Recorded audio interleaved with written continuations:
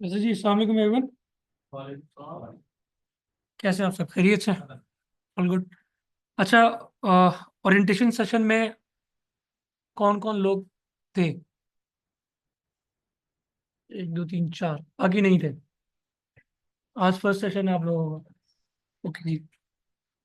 अच्छा जी, first of all जो लोग यहाँ पर नहीं थे ओरिएंटेशन सेशन में, my name is Shaheer Mirza and I am a tax and corporate advisor and I have been running my own firm since last 8 to 10 years। और आप लोगों का जो बैच है, ये मेरा फोर्थ बैच है यहाँ पर, जिसे मैं कंडक्ट करूँगा इंशाल्लाह आज। अच्छा जी, दुनिया में कहीं भी चले जाएं, आप किसी भी कंट्री में चले जाएं, तो आपने अगर कोई बिजनेस स्टार्ट करना है या कोई काम आपने करना है, तो उसके लिए आपको सबसे पहले लीगल एंटिटी को स्टैब्लिश करना जरूरी होता है। कोई लीगल एंटिटी होगी, कोई बिजनेस फॉर्मेशन होगी, तभी आप काम कर सकते हैं, अदरवाइज आप उसके अलावा कोई काम नहीं कर सकते। इवन अगर आप डेवलप कंट्रीज में चले जाएं, तो वहां पे एक कियोस्क लगाने के लिए भी आपको एलएलसी ओपन करनी पड़ती है। अगर जिन लोगों का थोड़ा सा नॉलेज है इस साइड पे, यूएस और यूके की साइड पे, तो वहाँ पर लिमिटेड कंपनीज यूके में और एलएलसीज जो है यूएस के अंदर रजिस्टर्ड की जाती हैं, अगर आपको छोटा सा कियोस्क भी अगर लगाना है तो। ठीक है। तो इसी तरीके से पाकिस्तान में भी हमारे पास तीन ऑप्शंस अवेलेबल हैं। अगर आपने बिजनेस स्टार्ट करना है, तो उसकी लीगल एंटिटी क्या होनी चाहिए, उसके लिए हमारे पास पाकिस्तान में कितना ऑप्शन है? तीन ऑप्शन है। पहला ऑप्शन है जी, सोल प्रोप्राइटरशिप। सोल ओनर या सोल प्रोप्राइटर आप कह लें, कि जिसमें एक ही बंदा जो है वो ओनर होगा, और सारी उसकी जो प्रॉफिट्स या लॉसेस या लाइबिलिटीज कह लें, वो सब उसी बंदे की है। ठीक है। सेकंड हमारे पास क्या है जी? पार्टनरशिप। दो या दो से ज्यादा बंदे अगर कोई बिजनेस स्टार्ट करना चाहते हैं, तो उनके लिए सबसे बेस्ट जो है वो क्या है? पार्टनरशिप। और तीसरी जो हमारे पास लीगल एंटिटी है वो क्या है? कंपनी। कंपनी में क्या होता है सर? कंपनी में शेयर होल्डर्स होते हैं, पार्टनर्स नहीं होते, ना ही कोई सोल प्रोप्राइटर होता है।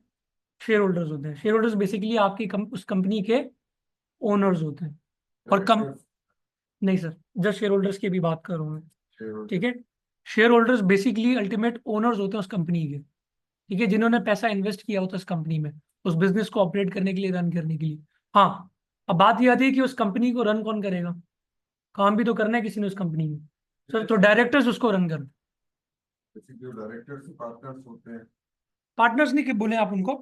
होता क्या है कि आप, मैं आपकी बात समझ गया हूँ। पाकिस्तान के अंदर मसला ये है कि, मसला क्या कहना है कि ये एक बिल्कुल नॉर्मल प्रैक्टिस है कि अगर किसी बंदे ने कोई बिजनेस अगर स्टार्ट करना है, तो वो अपने घर वालों के नाम डाल देता है as a company, as a shareholder. ठीक है, उसमें वहाँ पे शेयर होल्डर में, डायरेक्टर्स में, फिर वही बंदे शेयर होल्डर्स भी होते हैं, वही डायरेक्टर्स भी होते हैं, और उनमें से कोई एक सीईओ भी होता है। तो वो सारी चीजें दो तीन बंदों के दरमियान ही घूम रही होती हैं। हाँ बिल्कुल। लेकिन अगर आप दूसरे सिनेरियो में बात करें कि जहाँ पे इन्वेस्टमेंट शेयर होल्डर्स की होगी, रन डायरेक्टर्स कर रहे होंगे, ठीक है, तो वहां पे ये दोनों बंदे डिफरेंट है। ठीक है। तो शेयर होल्डर्स क्या करते हैं? वो इक्विटी, वो पैसा देते हैं डायरेक्टर्स को, वो कंपनी में इन्वेस्ट करते हैं, और डायरेक्टर्स फिर उस बिजनेस को रन करते हैं उस कंपनी के थ्रू। जी? कौन सा पार्टनर? शेयर होल्डर को आप कह सकते हैं साइलेंट पार्टनर, लेकिन कंपनी के अंदर जो वर्ड यूज हुआ है ना ओनर्स के लिए, वो शेयर होल्डर्स ही यूज हुआ है। ठीक है। अब अगर मैं लिस्टेड कंपनीज की बात करूं, तो उसमें मैं भी शेयर परचेज कर सकता हूँ एक एप्लीकेशन के थ्रू। आप भी कर सकते हैं, यहाँ पे जितने बंदे बैठे हैं सब कर सकते हैं। लेकिन उसको रन कौन कर रहा है? बोर्ड ऑफ डायरेक्टर्स कर रहे हैं। जिससे ना मुझे पता होगा, आपको ये हो सकता है आपको भी ना पता हो कि कौन उस कंपनी को डायरेक्टर्स जो है, उनको बोर्ड ऑफ डायरेक्टर्स है। और इसी तरह तरीके से उनको भी नहीं पता कि इस कंपनी के शेयर होल्डर्स कौन है। ठीक है जी। तो शेयर होल्डर्स जो हैं, वो बेसिकली कंपनी के ओनर्स हैं, और डायरेक्टर्स वो हैं जो कंपनी को रन कर दें, उस बिजनेस को रन कर दें, और शेयर होल्डर्स के इंटरेस्ट में उस बिजनेस को रन कर। राइट? क्लियर है तीन चीजें? तो कितने टाइप्स ऑफ हमारे पास लीगल एंटिटीज है? कौन कौन सी सर? Partnership and company. तो अभी हमने जो देखना है बेसिकली, वो ये देखना है कि सोल प्रोप्राइटरी की रजिस्ट्रेशन हमने कैसे करनी है।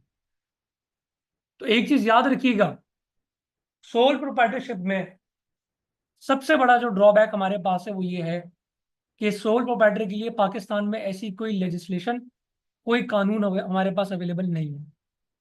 अगर मैं पार्टनरशिप की बात करूं तो पार्टनरशिप के लिए हमारे पास पार्टनरशिप एक्ट 1932 है। कंपनीज की बात करूं तो हमारे पास कंपनीज एक्ट 2017 है। लिमिटेड लायबिलिटी पार्टनरशिप की बात करूं तो हमारे पास 2017 का कानून है। लेकिन प्रोप्राइटरशिप के लिए हमारे पास कोई भी कानून, कोई भी लेजिस्लेशन, कोई लॉ अवेलेबल नहीं है। जी जी, कोई भी लॉ अवेलेबल नहीं है। सोल प्रोप्राइटरशिप का एक और सबसे बड़ा मसला कि इसमें जो सोल ओनर होता है, उस बंदे की जो लाइबिलिटी होती है वो अनलिमिटेड होती है। ये वर्ड कभी किसी ने सुना है? Unlimited liability. कोई बता सकता है क्या मतलब है इसका? खुद ही ओनर है तो खुद ही इन्वेस्टमेंट करेगा अपने हिसाब और कोई? जितना बड़ा उसका बिजनेस होगा उतना बड़ा लॉस नहीं हो सकता है, ठीक है ना? जितना चाहे solely responsible for unlimited losses. जी जितना चाहे लोन ले सकता है, क्रेडिट पे मार सकता है। अच्छा जी। से अपना कैपिटल बढ़ा सकता है मार्केट में। कितने भी assets होते हैं, सॉरी, assets होते हैं। नहीं जी, देखिए जी, अनलिमिटेड लाइबिलिटी का मतलब ये है कि अगर अगर खुदा ना खास्ता सोल प्रोप्राइटर बैंकरप्ट हो गया, उस सूरत के अंदर सबसे पहले जो वो अपने क्रेडिटर को जब पैसे देगा, उनको पे ऑफ करेगा, तो बिजनेस के एसेट्स तो सेल होंगे ही होंगे। होंगे, बिजनेस की जितनी भी चीजें उसकी वो सब सेल होंगी। उसके बाद क्या होगा कि अगर क्रेडिटर की कोई लाइबिलिटी फिर भी खड़ी हुई है उसके सर पे, तो उसके पर्सनल एसेट्स को सेल आउट करके उनकी लाइबिलिटी को पे ऑफ किया जाएगा। अनलिमिटेड लाइबिलिटी का मतलब ये है। पर्सनल की पहले तो बिजनेस एसेट्स तो बिकेंगे बिकेंगे, उसके बाद पर्सनल एसेट्स भी सेल आउट होंगे अगर क्रेडिटर्स आपके कोर्ट में चले गए। ठीक है जी। तो सोल प्रोप्राइटर का सबसे बड़ा मसला ये है कि उसके पीछे कोई कानून, कोई लेजिस्लेशन नहीं है। अगर मैं पार्टनरशिप की बात करूं, लिमिटेड लाइबिलिटी पार्टनरशिप एक्ट की बात करूं, तो उसके अंदर पार्टनर्स की लाइबिलिटी क्या होती है? लिमिटेड होती है। लिमिटेड का मतलब ये है कि बिजनेस एसेट्स तो उसके सेल आउट होंगे, लेकिन उसके पर्सनल एसेट्स पे कोई हाथ नहीं डाल सकता। अगर मैं कंपनी में बात करूं कि कंपनी में आगे लिखा होता है जी प्राइवेट लिमिटेड कंपनी, उसका मतलब भी यही होता है कि इसके अंदर शेयर होल्डर्स की लाइबिलिटी क्या है? लिमिटेड है। कैसे लिमिटेड है? जितना पैसा उन्होंने कंपनी में इन्वेस्ट कर दिया वो कर दिया, अब उसके बाद उनके पर्सनल एसेट्स बेच के क्रेडिटर्स को पे ऑफ नहीं किया जाएगा। लेकिन प्रोप्राइटरशिप के केस के अंदर ये सीन या ये सिनेरियो नहीं है। वहां पर वो बंदा कंप्लीटली जो है बाउंड है। आज यहाँ पर बैंकरप्ट हुआ और कल उसके बिजनेस एसेट्स भी सेल होंगे और उसके पर्सनल एसेट भी सेल आउट किए जाएंगे, वो बंदा बिल्कुल कंप्लीटली रोड पर आ जाएगा। जी जी, पार्टनरशिप एक्ट 1932 में बिल्कुल ऐसा ही है। वो मैं आगे आपको बताऊंगा। वो भी अनलिमिटेड लाइबिलिटी है बेसिकली। इसीलिए एससीसीपी ने एक लिमिटेड लाइबिलिटी पार्टनरशिप एक्ट निकाला था 2017 में, उसी चीज को कैटर करने के लिए। लेकिन जो हमारी कन्वेंशनल पार्टनरशिप डीड्स हैं जो रजिस्टर्ड होती हैं, वो 1932 के एक्ट के मुताबिक होती है। और वहां पर जो है जितनी भी लाइबिलिटी है पार्टनर्स की वो अनलिमिटेड है। सही है जी। अच्छा, सोल प्रोप्राइटरशिप का एक और बहुत बड़ा मसला, जस्ट बिकॉज कि ये सेपरेट लीगल एंटिटी नहीं है, ये अपने ओनर से एक सेपरेट एंटिटी या सेपरेट पर्सन कंसिडर नहीं की जाती, इस तरह कंपनी को या एओपी को कंसिडर किया जाता है। अगर खुदा ना खास्ता उस सोल ओनर की डेथ हो जाए तो वो बिजनेस भी उसी के साथ खत्म। ठीक है जी। चला रहे हैं। लेकिन सर देखें, मेरा इस वक्त कहने का मकसद ये है कि उस बंदे के नाम पे जो बिजनेस होता है वो उस बंदे के साथ खत्म हो गया। अब उसके बच्चे आगे वो अपने नाम पर उस बिजनेस को दोबारा न्यूली रजिस्टर्ड करवाएंगे, बैंक अकाउंट नए बैंक अकाउंट्स ओपन करेंगे, सारी चीजें नई चीजें करेंगे। अगर मैं इसके कॉन्ट्रास्ट में पार्टनरशिप या कंपनी की अगर बात करूं ना, तो कंपनी के शेयर होल्डर्स, डायरेक्टर्स जिनकी भी डेथ हो जाए, कंपनी नहीं हिलती, एओपी को भी कुछ नहीं होता। सिर्फ उनके लीगल एयर्स क्या करते हैं कि उन्हीं की जगह पे आके काम करना शुरू कर देते हैं। लेकिन उस बिजनेस को, उस कंपनी को, उस पार्टनरशिप को कुछ नहीं होता। लेकिन प्रोप्राइटरशिप के केस के अंदर वो चीज उस बंदे के साथ ही खत्म हो जाती है। तो सबसे बड़ा ड्रॉबैक, ये दो ड्रॉबैक्स हैं इसके, एक unlimited liability and the second one is के बिजनेस अपने ओनर के साथ ही खत्म हो जाता।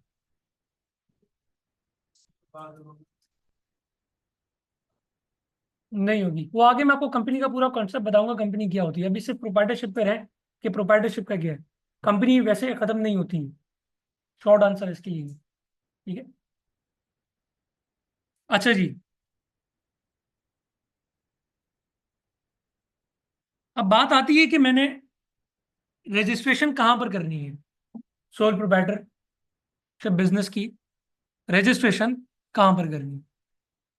तो सर उसकी जो रजिस्ट्रेशन होगी वो जस्ट आपने एफबीआर के साथ करनी है। एफबीआर का सबको पता है,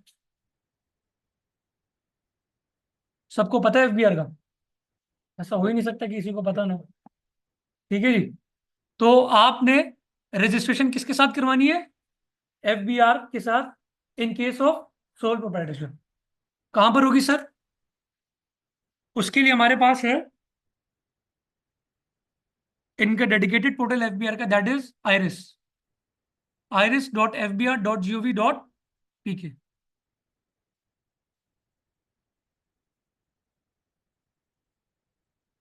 ठीक है जी, एनटीएन किन किन लोगों के बने हुए हैं, आपके भी बना हुआ है। किसका नहीं है,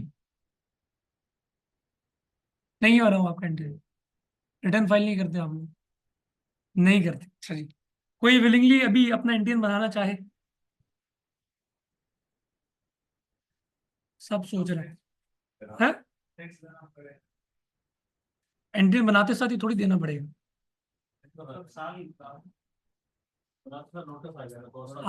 आप करना चाह रहे हैं, वो ऑटोमेटेड नोटिस हैं, उसके घबराने वाली जरूरत नहीं है, उसके अंदर इतना ज्यादा मसला नहीं है। मैंने साइलेंट वगैरह किया था लेकिन मुझे एक्टिव याद नहीं कि आ जाएगी। चलिए जी, अब या आप पे जरा ट्राई करते हैं न्यू रजिस्ट्रेशन। सर मैं जरा इसको बता दूं, ये बेसिकली आइरिस का इंटरफेस है, और यहाँ पर एनटीएन फॉर्मेशन करने के लिए आपको न्यू रजिस्ट्रेशन पे क्लिक करना पड़ेगा।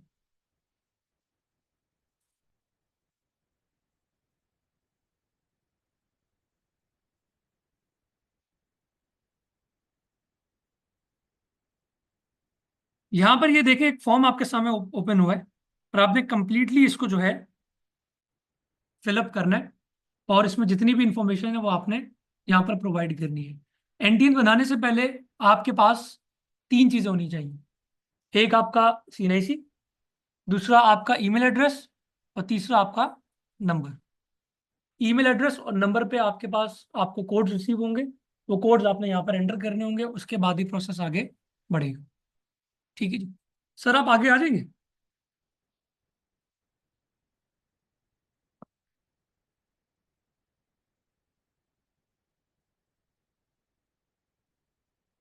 सीएनआईसी नंबर बताइए sir. 4868 4868 064।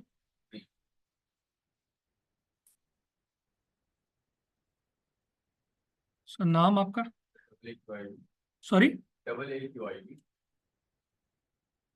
Ahmad Sandhu SADH।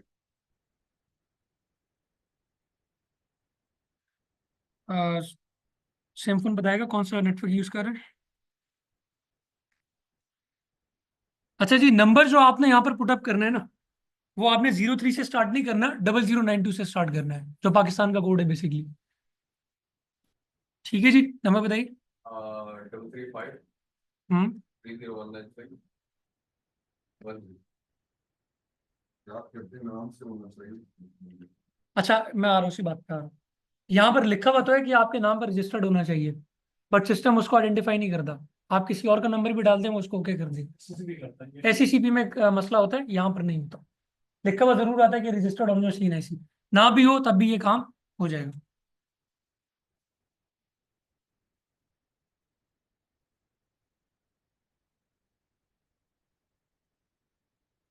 Email address आपके पहले संधू का पूरा नाम वही डबल ए से, double A Aqib Ahmed Sandhu @gmail.com।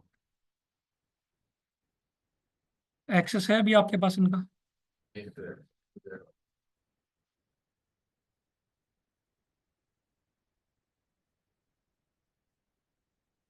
अच्छा जी, एक पार्ट तो बेसिक इन्फॉर्मेशन का आपने यहाँ पर इसको कंप्लीटली फिलअप कर दिया। अब आपने यहाँ पर एड्रेस इन्फॉर्मेशन देनी है। एड्रेस के लिए एक चीज याद रखिएगा सर, एड्रेस आपने यहाँ पर रजिस्ट्रेशन करते वक्त वो वाला एड्रेस पुटअप करना है जहां पर आप परमानेंटली रह रहे हैं, ठीक है जी, या करंटली जहां आप रह रहे हैं या जहां पर आप अपना बिजनेस रन कर रहे हैं। होता क्या है कि हमारे कुछ लोग जिनके सीनैसी पे अपने गांव का एड्रेस या पंजाब का एड्रेस कहीं का एड्रेस डला होता है, वो करते क्या है कि वो वही सीनैसी का एड्रेस जो है इस पर मेंशन कर देते हैं, जो कि गलत है। क्यों गलत है सर? सर इसी एड्रेस की बेसिस पे आपको रीजनल टैक्स ऑफिस एलोकेट किया जाता है। आप यहाँ पर रह रहे हैं पिछले 15 साल से और डाल दिया आपने एड्रेस पंजाब लाहौर का कि आप वहां से आए थे, मूव किया था आपने, ठीक है। जब भी आप लाहौर का एड्रेस डालेंगे तो वो आरटीओ लाहौर एलोकेट कर देगा आपको।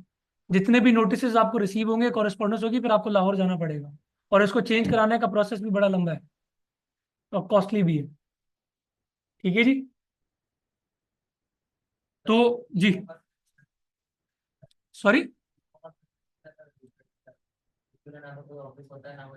वो अभी मैं आपको आगे बताऊंगा जब बिजनेस आप ऐड करोगे ई कॉमर्स का। ये काम आपने तब करना है जब आपने एनटीएन बनाना है। एनटीएन सबसे पहले उस बंदे का बनेगा जो नेचुरल पर्सन है, जैसे मैं हूँ, आप है।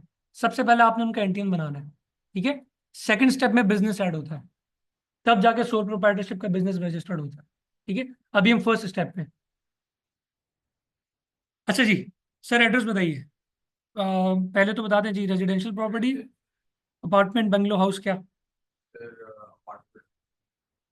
ए, इसको अभी फिलहाल अदर कर दें। बताइए यहाँ से सर, अपार्टमेंट। मेरे इसमें एक क्वेश्चन है। जी, मेरा जो घर है पर्सनल प्रॉपर्टी है, मतलब ऑफिस फादर के नाम पे है, वो सेम लोकेशन पे है, उससे 2 घर छोड़ के जो है वो रेंट आउट प्रॉपर्टी पे है। तो आपने अगर आप ये कहना चाह रहे हैं कि आपके फादर का जो परमानेंट जो परचेज किया हुआ है वो 2 घर छोड़ के और आपको दूसरे और उस पर रेंट आउट किया हुआ है, कोई इतना बड़ा मसला नहीं, बाद में चेंज हो जाता है, कितना इशू नहीं। आप मुझे अभी करंट वाले ही बता दें, वो चेंज कर लीजिएगा बाद में। C11, ठीक है, स्ट्रीट जो है मलिक पूरा कंप्लीट खत्म हुआ जी जी, आपको। कंप्लीट एड्रेस चाहिए मुझे। C11 success garden, C11, 2 minute, Shamsi society, parlour street Malik hall,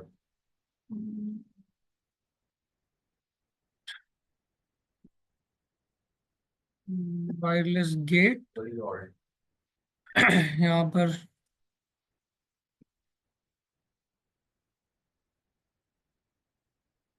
city आपने सेलेक्ट करनी है जी, मली टाउन, यही आएगा। वैसे वो मिल ही लगता मली है ना, मली टाउन, गड़ाप में तो नहीं आता है आप ना, बस ठीक है, मली टाउन।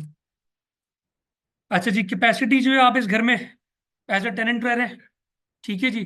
तो आपने इसको टेनेंट सेलेक्ट करना है और इसको टेनेंट के केस के अंदर 1% पे सेलेक्ट कर लेना है जी।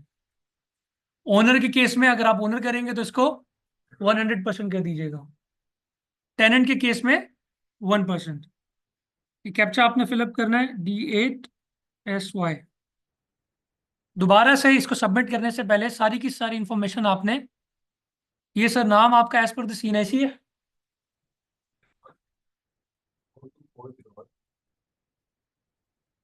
4862 हट जाएगा sir.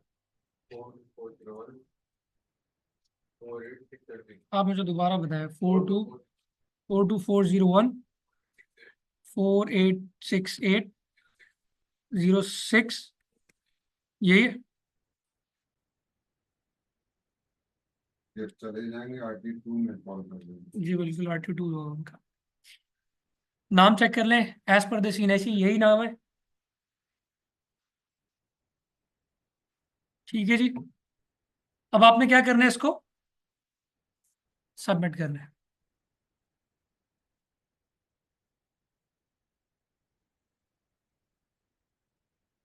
You are already registered, ठीक है जी। लेकिन अब मैं आपको बताता हूं, अगर ये रजिस्टर्ड नहीं होते, ये अगर रजिस्टर्ड नहीं होते तो यहाँ पर लिखा आता है कि जी कोड सेंड कर दिए गए ईमेल और नंबर पे, और यहाँ पर दो बॉक्सेस ओपन हो जाते हैं आपके सामने, SMS code and email code. वो कोड आप यहाँ पर एंटर कर दे, उसको सबमिट कर देते, तो आपकी ईमेल या नंबर पे आपको दोनों पे पासवर्ड रिसीव होता है। ठीक है, वो पासवर्ड आपने सेव कर लेना है along with the pin code, उसमें पिन भी आ जाता है। ठीक है जी, ये इसका प्रोसेस होगा। अब बात ये है कि जी इनका तो ऑलरेडी रजिस्टर्ड है, सही जी। अब उस सिनेरियो के अंदर मेरे पास आईडी पासवर्ड नहीं है, मैं क्या करूं? ये बहुत बड़ा मसला है। ठीक है जी।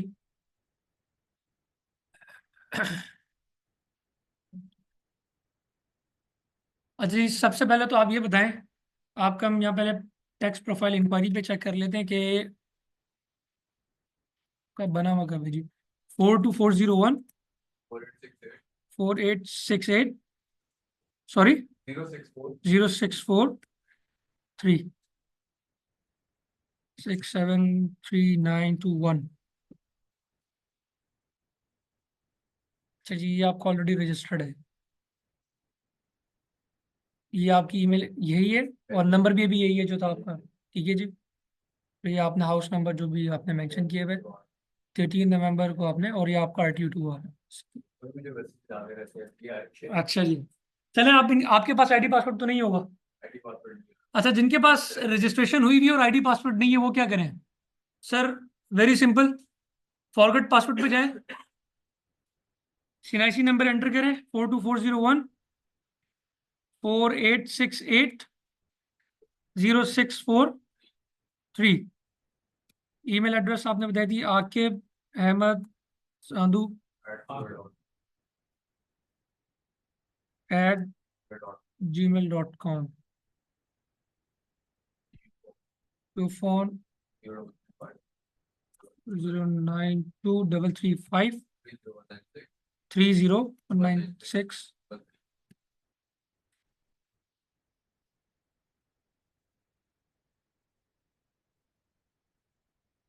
सही जी, अब आपके पास कोड जाए होंगे SMS और ईमेल पर दोनों।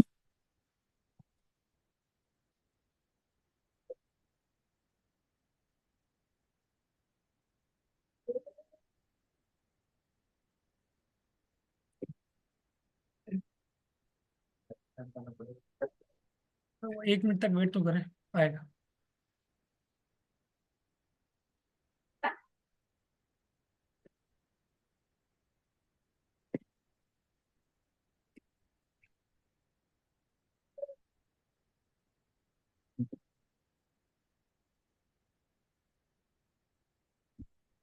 ईमेल पे आ गए, बताएं। 0326। SMS पे नहीं आया, 10-15 सेकंड और वेट करें, मतलब तो ठीक नहीं तो फिर इस प्रोसेस को फॉलो करना पड़ेगा। अगर विद इन 1 मिनट आपको SMS पे कोड रिसीव नहीं होता, तो आपने सिंपल से एक मैसेज टाइप करना है, उसमें लिखना है MSG और उसको 9966 पे सेंड कर दें, तो वो कोड आपको रिसीव हो जाए।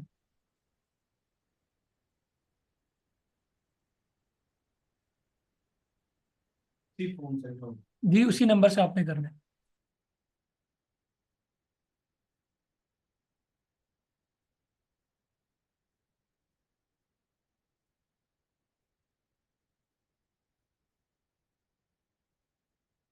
नहीं हुआ तो आकिब साहब इसको जरा कर लें।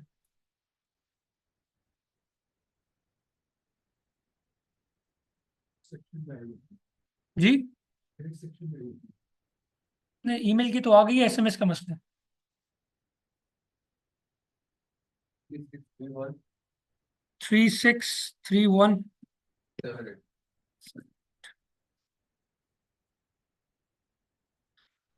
कह रहे हैं जी वो पासवर्ड आप जो है सेट कर दें, मैं भी आपके लिए कर देता हूँ, फिर आप बाद में इसको चेंज कर लीजिएगा।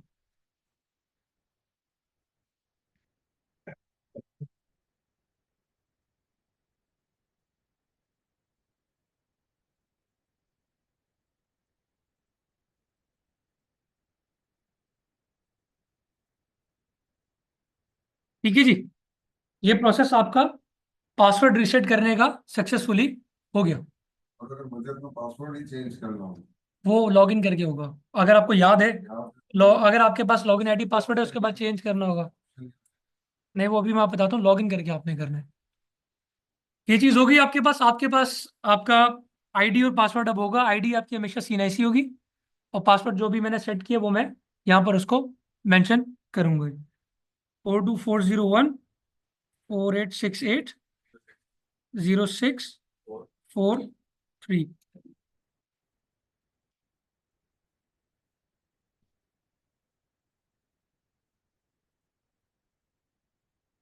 सर ये आपका पोर्टल पोर्टल जो है आपने लॉगिन कर लिया।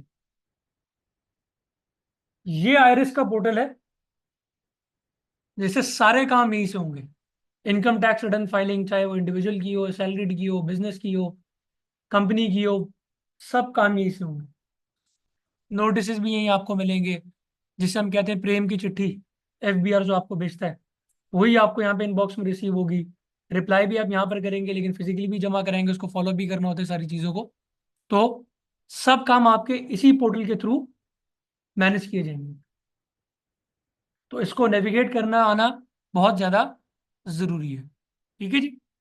लेकिन आज की जो क्लास हमारी है वो है कि हमने बिजनेस कैसे रजिस्टर्ड करना है। राइट। तो पहला स्टेप हमने कर लिया कि सबसे पहले हमने उनका एनटीएन बना दिया। ठीक है। अगर बना हुआ एनटीएन आईडी पासवर्ड नहीं है याद, तो वो भी मैंने आपको प्रोसेस बता दिया कि क्या करना है। ठीक है जी। तीसरी चीज, सर आपका जो क्वेश्चन था कि अभी मैंने पासवर्ड कैसे चेंज करना है, यहाँ पर आप जाएंगे चेंज पासवर्ड। चेंज पासवर्ड में यहाँ पे करंट पासवर्ड आप एंटर करेंगे, और जो आपने नया पासवर्ड सेट करना है आप उसको ओके कर देंगे। ठीक है। अच्छा जी, अब मैंने बिजनेस ऐड करना है।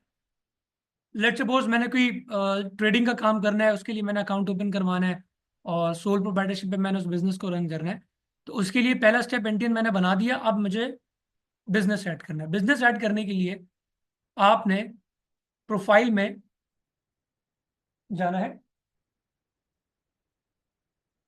यह आपके सामने आपकी सारी पूरी की पूरी प्रोफाइल आ गई।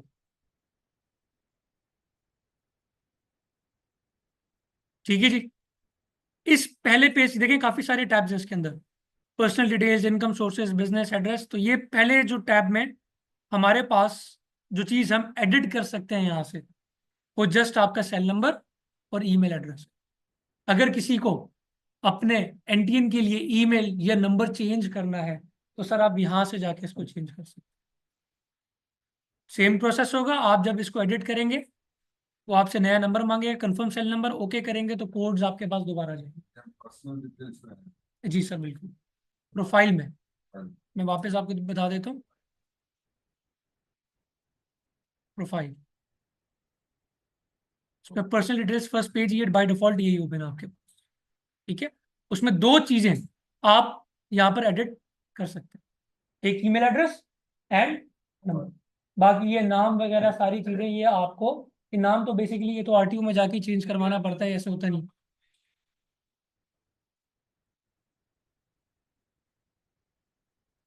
तो यहाँ पर जब आप करेंगे ना इसको, ये देखें यहाँ पे लिखा आ रहा है करंट सर्विस प्रोवाइडर।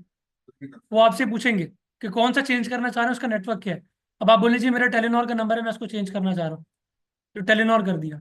टेलीनॉर का नंबर डालेंगे, कंफर्म करेंगे, कोड जाएंगे, उसको ओके करेंगे, तो यहाँ पर ऑटोमेटिकली टेलीनॉर लिखा हुआ जाएगा फिर। ठीक है, वो चेंज हो जाएगा। यही दो ऑप्शन है। जी यही दो ऑप्शंस जो आप कर सकते हैं।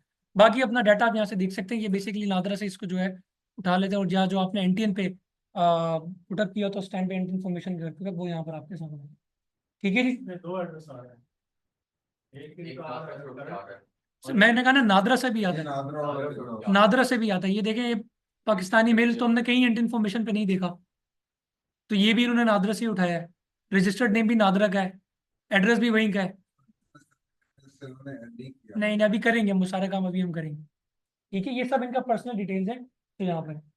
अच्छा जी, इसी के साथ साथ आप देखें यहाँ पर इनका नाम, रजिस्ट्रेशन नंबर और टैक्स ऑफिस ऑलरेडी यहाँ पर लिखा रहा है जी RTO 2। अगर मैं इनका कोई साउथ का एड्रेस डाल देता तो वो RTO 1 सेलेक्ट कर देता। ये बेसिकली टैक्स के ऑफिसेज होते हैं, रीजनल टैक्स ऑफिसेज। जैसे लाहौर का regional tax office RTO Lahore है, कराची का शहर इसलिए बड़ा है तो वहाँ पर तकरीबन जो दो जो है आपके आरटीओ 1 आपका ये बैक साइड पे आर्ट्स काउंसिल की बैक साइड पे, और आरटीओ 2 आपका नीपा पे, ठीक है। एक जौहर जौहर में भी अब उन्होंने बना दिया आरटीओ 3 बेसिकली, वहां पर भी उन्होंने सारी चीजें कर दी, ठीक है। अच्छा जी, अब इनका केस कौन से ऑफिसर डील कर रहे हैं, किसको असाइंड है, ये इन्फॉर्मेशन भी अब आपको मिल जाती है। वरना पहले आपको क्या करना पड़ता था, आप काउंटर पे जाते थे, एंटीन शो करते थे, सर बताएं मेरा केस किसके पास है, कौन से जोन में, रेंज कौन सी है, वो फिर आपको बता देते हैं इस फ्लोर पे जाएं, यहाँ पर जाएं। तो यहाँ पर ये सारी चीजें आपको मेंशन हो गई हैं ऑटोमेटिक, ठीक है जी, क्लियर। अच्छा, बिजनेस ऐड करने के लिए आपने बिजनेस के टैब पे क्लिक करना है,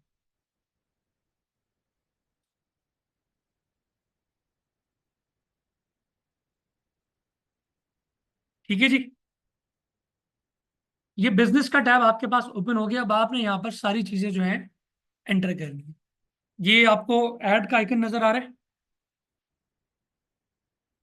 अच्छा जी, इससे पहले आपने क्या काम करना है, एक इनकम सोर्स सेलेक्ट करना है। जाहिर सी बात है, अगर आप बिजनेस ऐड करने जा रहे हैं तो आपका सोर्स ऑफ इनकम क्या होगा। अगर मैं बोलूं कि जी मेरा आमदनी मेरी जो आमदनी है, मेरा जो इनकम है, उसकी सोर्स क्या है।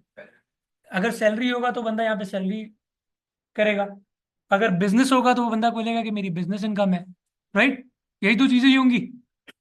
तो बिजनेस अगर आपने ऐड करना है तो बिजनेस ऐड करने से पहले आपने यहाँ पर अपनी इनकम सोर्सेज को बताना है कि जी कहाँ कहाँ से आपके इनकम सोर्सेज जनरेट हो रहे हैं, ठीक है जी। तो बिजनेस के लिए आप बिजनेस कर देंगे, कर सकते हैं सर, नो इशू। सैलरी भी कर दें, रेंटल इनकम किसमें आएगा? business? प्रॉपर्टी में सर।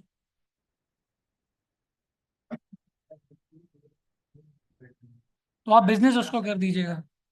अगर मिसाल के तौर पर अगर आपने फर्स्ट टाइम एनटीएन रजिस्टर्ड किया है और आप पहली दफा कोई काम करने जा रहे हैं अपनी जिंदगी में, अपनी लाइफ में, तो आपने इसको बाय डिफॉल्ट फिर बिजनेस पे इसको आपने चेक करना है, क्योंकि विदाउट बिजनेस पे चेक किए आप बिजनेस ऐड कर ही नहीं सकते, ठीक है। तो फर्स्ट टाइम के केस के अंदर भी आपने बिजनेस पे चेक करना है एंड देन आगे प्रोसीड करना है। अगर इसके अलावा भी अगर आपके कोई सोर्स ऑफ इनकम है तो आप यहाँ पर उसको कर सकते हैं।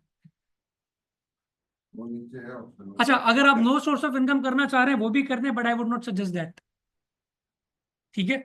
बिजनेस के लिए आपको बिजनेस करना ही पड़ेगा ऐड करने के लिए, नहीं तो वहां पर एरर दे देगा। इससे परेशानी वाली कोई बात नहीं है, कोई आपसे टैक्स नहीं ले सकता कि आपने बिजनेस या नो सोर्स ऑफ इनकम की और आपने बिजनेस ऐड कर लिया, आप लाए टैक्स निकाले। तो सबसे पहले तो दिल से डर निकाल दें इस चीज का, जी सर। अगर कोई स्टूडेंट सर फ्रीलांसर के लिए क्या सिलेक्ट करें? करना चाह रहा है, जैसे फॉर एग्जांपल जो लोग जो बच्चे जो है ग्रेजुएशन के लिए बाहर जाना चाहते हैं, अब उनके फादर उनको स्पॉन्सर कर रहे हैं, लेकिन आजकल वीजा की रिक्वायरमेंट है कि जो बंदा ट्रैवल कर रहा है वो भी एंटीन बनाए, राइट। तो अगर कोई यूके यूएस जा रहा है तो वहां पर वो क्या करता है, अपनी एंटीन बनाने के लिए फिर यहाँ पे no source of income show कर देता है, ठीक है सर। ये बातें जो सर लिखी हुई है ना यहाँ पे, ये सब इनकम टैक्स के अंदर कवर होंगी, लेकिन छोटा छोटा सा आपके लिए आप ये जवाब दे देता हूँ कि इनकम टैक्स के अंदर हमारे पास 5 हेड्स ऑफ इनकम है, salary, business, property, other sources and capital gain. ये पांचों की पांचों यहाँ बात कर रही है, ठीक है फ्रीलांसिंग के लिए क्या यूज करेंगे? फ्रीलांसर अगर कोई है तो? सर। जस्ट अ सेकंड, मैं जरा स्पीकर ऑन कर लूँ।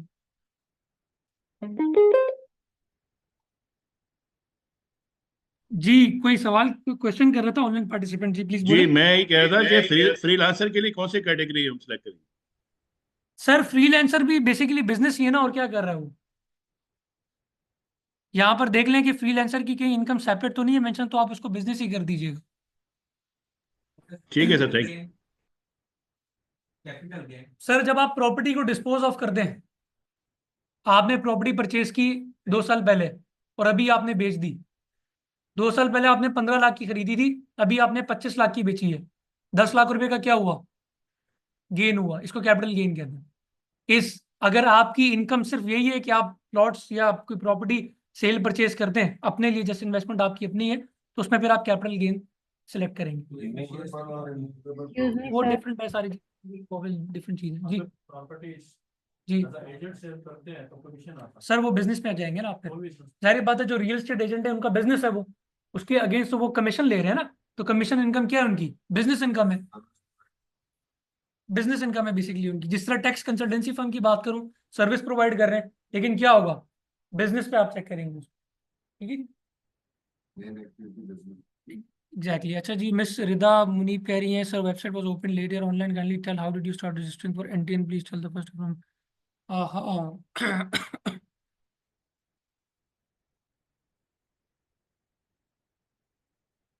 औरंगजेब साहब कह रहे हैं जी sir without selection business M ऐसे रिटर्न, देखिए रिटर्न फाइल करने का इससे कोई ताल्लुक नहीं है।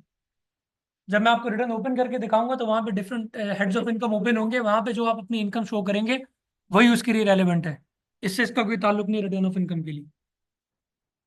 अच्छा, मिस रिदा कह रही हैं कि जी दोबारा से बताएं। मैम अभी आपको थोड़ा सा वेट करना पड़ेगा, मैं एंड में इसको जो है रिकैप आपको दे दूंगा, लेकिन मैं दोबारा, अभी हमने बेसिकली दो स्टेप पे बात की है, एक एनटीएन रजिस्ट्रेशन की और एक जो है बिजनेस ऐड करने की। एनटीएन रजिस्ट्रेशन मैं कर चुका हूँ, वो मैं क्लास के एंड पे दोबारा आपको रिवाइज करवा दूंगा। अभी हमने जो सेकंड स्टेप करना है वो हमने ये करना है कि हमने इनकी प्रोफाइल में बिजनेस ऐड करना है। तो बिजनेस ऐड करने का प्रोसीजर ये है कि हम सबसे पहले इनकी प्रोफाइल में जाएंगे और इनके इनकम सोर्सेस, वहां पर जाकर बिजनेस को सिलेक्ट करेंगे। ठीक है जी, उसके बाद बिजनेस के टैब में आएंगे। बिजनेस के टैब में आने के बाद ये ऐड आइकन था, यहाँ पर अब आपने बिजनेस नेम एंटर करना है। कोई बिजनेस नेम सजेस्ट करें, कोई भी बिजनेस नेम सजेस्ट करें, चलेगा। आप लोग कोई भी बता दें, कोई मसला नहीं है। हम डिलीट, अभी डिलीट भी करेंगे ये हाथ के, आप बेफिक्र है। सॉरी, आपको कॉम्पिटेंट एक बंदा बोले कोई। आपका एंटरप्राइज आके एंटरप्राइजेस, ओके, तो यहाँ पे मसला नहीं होगा। अच्छा जी, ओनर है, एक्विजिशन डेट जी, किस दिन आपने ये बिजनेस ये कह लें कि स्टार्ट किया या एक्वायर किया, तो आज करंट की डेट से आप इसको कर दें करंट डेट, राइट। पहली चीज तो ये। दूसरी चीज एक्टिविटीज। एक्टिविटी का मतलब ये है कि आपने अपने बिजनेस का बताना है कि उसका नेचर ऑफ बिजनेस होगा क्या। अब आके एंटरप्राइजेस से तो मुझे तो नहीं पता चल रहा कि क्या काम करेंगे। रियल एस्टेट भी हो सकता है, ट्रेडिंग का काम भी हो सकता है ये कंस्ट्रक्शन का काम भी कर रहे हो, तो बिल्कुल हो सकता है सर। तो आपने यहाँ पर एक्टिविटीज जो है वो बतानी है। जब आप एक्टिविटीज के आइकन पे क्लिक करेंगे तो आपके पास, आपने प्रिंसिपल एक्टिविटी पे इसको चेक करना हो। ठीक है जी, एंड देन सेक्टर पे आपने जाके इसको सर्च करना है आपकी रेलिवेंट एक्टिविटी को जो आपके नेचर ऑफ बिजनेस से मैच करती है।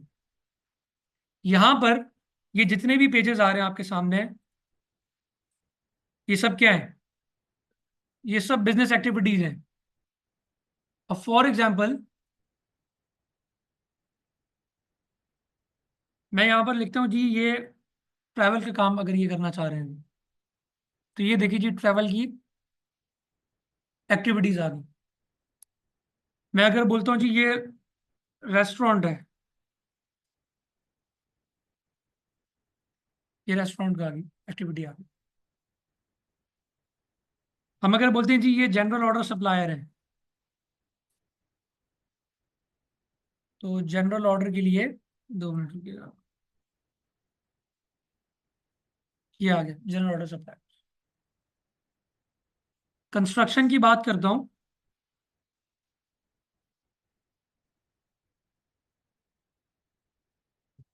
तो ये कंस्ट्रक्शन का जितनी भी एक्टिविटीज हैं वो सब यहाँ पर है। खतरनाक काम कर रहे हैं सर आप। शुगर मिल नहीं आ रहा सर जी, इसमें मिल देखते हैं किसकी है। मैन्युफैक्चरर मैन्युफैक्चरर में ही आएगा, स्टार्चेज एंड स्टार्च प्रोडक्ट। स्टार्चेज शुगर के नहीं आ रहा इसके अंदर, फ्लोर मिल्स आ रहा है, शुगर नहीं आ रहा।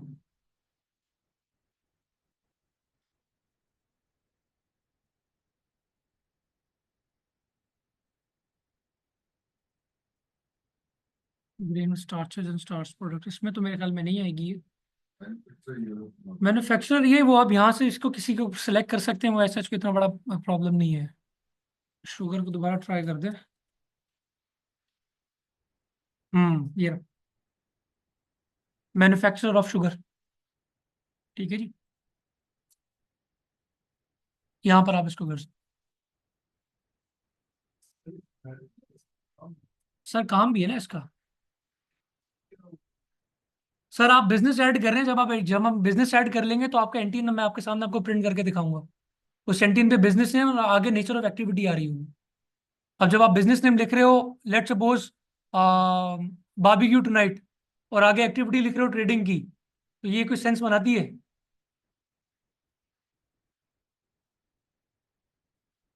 लेकिन प्रिंसिपल एक्टिविटी तो आपने बतानी है ना आपने। आपका मेन कोर ऑफ बिजनेस क्या है, ये उसके लिए आप लीगली तौर पे कोई भी काम करने के लिए अलाउ है, ठीक है। हाँ, जनरल ऑर्डर सप्लायर का मतलब ये है किसी भी चीज़ की ट्रेडिंग कर सकता है, राइट। लेकिन अगर मैं आपसे बात करूं, जैसे मैंने आपको ट्रैवल की एग्जांपल दी, आप ट्रैवल कर लें ऐड, लेकिन इस ट्रैवल के साथ साथ आप जितने भी काम है वो आप अलाउ है करने के लिए। लेकिन उसके लिए अगर आप कोई और सेपरेट एंटिटी बनाना चाहते हैं तो फिर आपको दूसरा बिजनेस ऐड करना पड़ेगा, ठीक है जी। क्या कर रहा हूँ? बोल पर ठीक है, डिपेंड करता है कोल उसकी की प्रोसेसिंग में यूज हो रहा है शुगर की, तो उसके लिए फिर as a consultant I would suggest कि भाई आप दूसरा बिजनेस रजिस्टर्ड करवा लें। हाँ, न्यू नेम के साथ कर लें या उसी नेम के साथ करना चाहते हैं, दैट्स नॉट एन इशू, वो हो जाता है, ट्रेडिंग में आ जाएगा बेसिकली जी। बिजनेस बिल्कुल हो सकते हैं सर, 10 करना चाहें 10 कर दें। देखिए, ये जो 4-5 ऑप्शन आए थे ना, लेकिन मेन एक्टिविटी आपकी एक ही होगी, प्रिंसिपल एक्टिविटी एक ही है। उस कंस्ट्रक्शन से रिलेटेड उस डोमेन में जितने भी काम आ रहे हैं ना वो आप कर सकते हैं।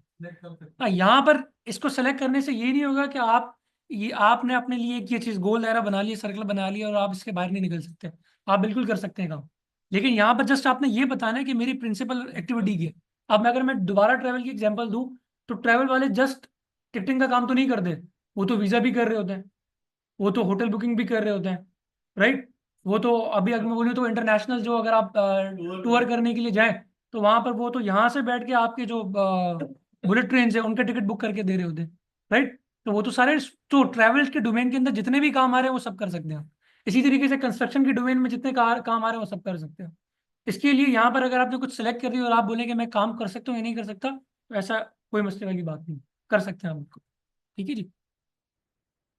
अच्छा जी, मैं इन पे कर देता हूँ जनरल ऑर्डर सप्लायर।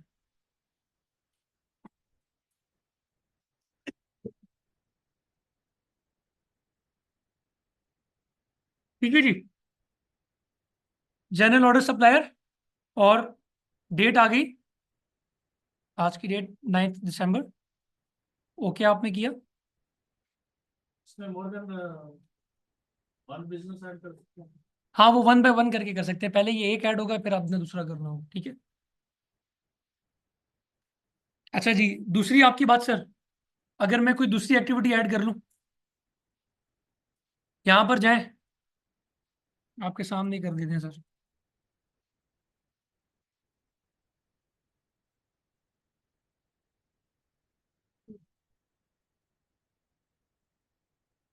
कर दिया जी, ये भी काम आप कर रहे हैं इसी बिजनेस के अंदर। तीसरी कोई एक्टिविटी अगर मैं ऐड कर दूं,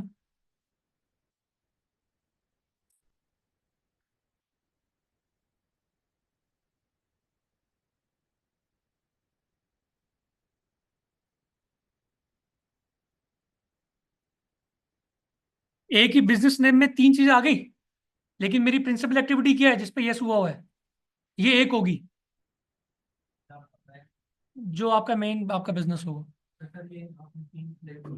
एक साल के बाद जो है आपको मजा नहीं आ रहा, आपको डिलीट कर सकते हैं यहाँ पर आके, वो भी सब बताऊंगा डिलीशन वाले पार्ट के अंदर। साल के बाद हाँ सर, 10 साल के बाद भी कर दें, नो प्रॉब्लम। सेक्टर में क्यों शो कर रहे हैं डिफरेंट नामों पर? अब वो सेक्टर में नहीं करता, बेसिकली ये जो डिवीजन या ग्रुप या सब क्लास बनी होती है, ये इसमें यहाँ पे करता है। ये आपको जब 181 अभी मैं आपको इसका प्रिंट लेकर दिखाऊंगा तो वहाँ पे सारी चीजें मेंशन हो रही होंगी सेपरेटली पूरी। तो इसको नहीं आता अगर एक साल 2 साल में एडमिट करेंगे तो क्या? कोई नोटिस नहीं आता सर, डोंट वरी। देखिए, टैक्स में अगर आपने काम करना है ना, तो सबसे पहला काम है डर अपने दिल से निकाल दें कि नोटिस ना आ जाए मुझे। अगर आप लीगल काम कर रहे हैं तो डरे मत, यहाँ पर आप ऐसा क्या काम कर रहे हैं कि आपको कोई नोटिस आ सकता है?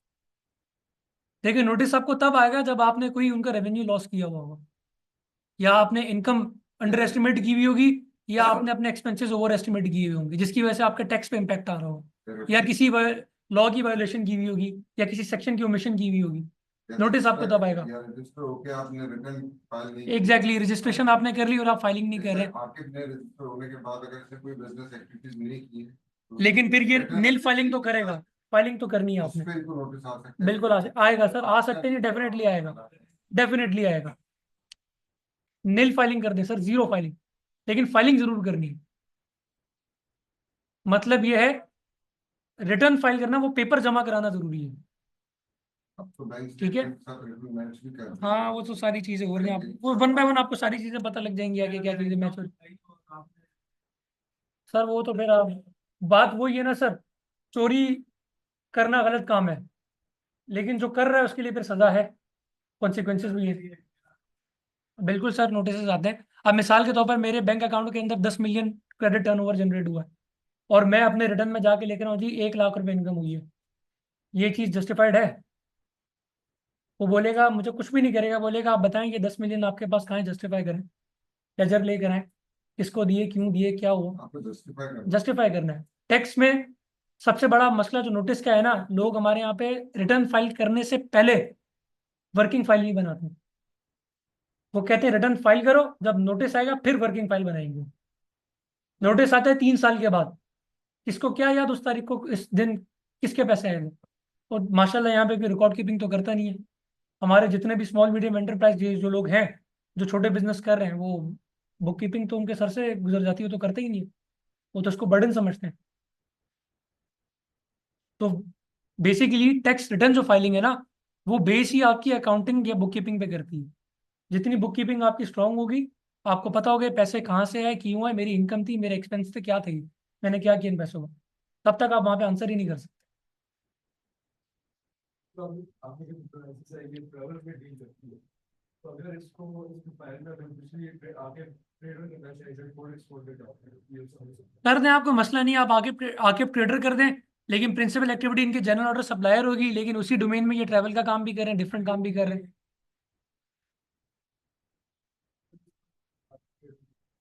नहीं नहीं, वो सेपरेट बिजनेस इनको ऐड करना पड़ेगा। बता रहा हूँ सर, वेट करें थोड़ा सा, सारी चीज़ें अभी क्लियर हो जाएंगी। सेम रजिस्ट्रेशन नंबर से वो अभी मैं आपको बताता हूँ अभी बिजनेस कैसे ऐड होगा, दूसरा बिजनेस कैसे ऐड होता है, तीसरा बिजनेस कैसे ऐड होता है, वो सब चीज़ें यहाँ पे आपको समझ में आ जाएंगी। ठीक है। अच्छा जी, ये काम यहाँ पे आपको समझ में आ गया। सर अब आपने, जहाँ पे आप बिजनेस रन कर रहे हैं, वो एड्रेस आपने बताना है। ठीक है जी। यहाँ पर कह रहे जी add an address, address add करूंगा जी, कमर्शियल, लेट्स सपोज जी ये ऑफिस है,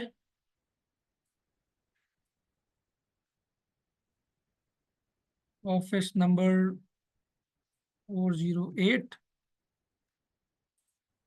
और लोड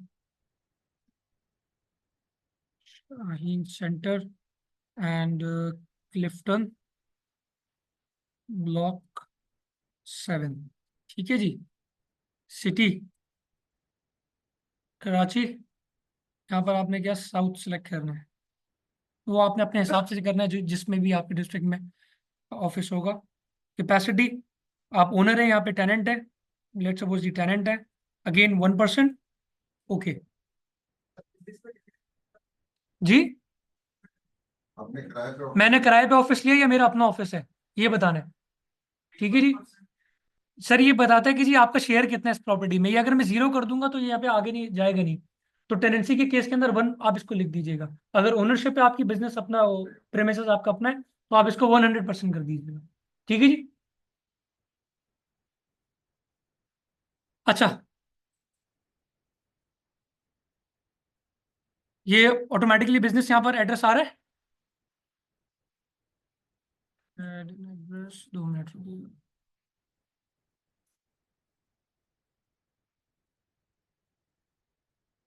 यहाँ पर इसको आना चाहिए।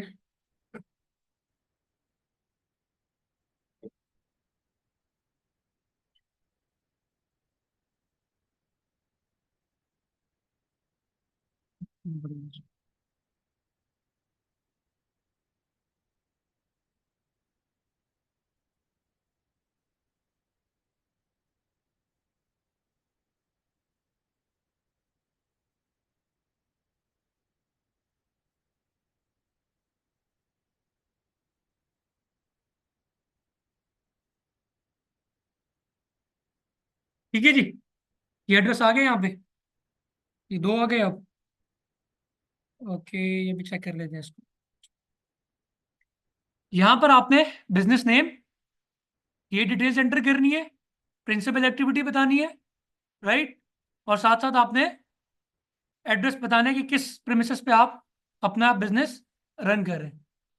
ओके, कर दें, आप, कोई मसला नहीं है, नो इशू, ऐड कर दीजिए यहाँ पे बिजनेस आप। ठीक है, ये एड्रेस यहाँ पर आ रहा है। यूटिलिटी कनेक्शंस, इसकी ऐसे जरूरत नहीं है यहाँ पे इनकम टैक्स रजिस्ट्रेशन के लिए फिलहाल, तो आपने इसको स्किप कर देना है। बैंक अकाउंट भी मैंडेटरी नहीं है। ये 2 से 3 साल पहले एक हमारे पास प्रोविजन आई थी कि आप जो भी लोग हैं रजिस्टर्ड हैं उन्होंने अपना बैंक अकाउंट यहाँ पर अटैच करना है, लेकिन उसके बाद उन्होंने फिर वो वापस विड्रॉ कर ली थी, तो अब ये ज़रूरी नहीं है, राइट। तो आपके पास मेन टैब्स क्या हैं जी? एक इनकम सोर्सेस और दूसरा बिजनेस। बिजनेस ऐड करने के लिए यही काम होंगे, राइट। अच्छा जी, अब इसके बाद लीगल रिप्रेजेंटेटिव ऐड करना चाहते हैं, आपकी मर्जी है, नहीं करना चाहते इट्स अप टू यू। सही जी। अब मिसाल के तौर पर, सर मेरा लीगल रिप्रेजेंटेटिव कौन होगा एज पर द लॉ? मेरा लीगल रिप्रेजेंटेटिव कौन होगा? लीगल एयर्स होंगे या वो बंदा खुद होगा? ठीक है जी। इस केस के अंदर अगर आप करना चाह रहे हैं तो आप यहाँ पर आएंगे। अगर खुद मैं आपको करना चाह रहा हूँ, अपना सीन ऐसी बताइएगा, 4241 4868 0643, नाम आ गया।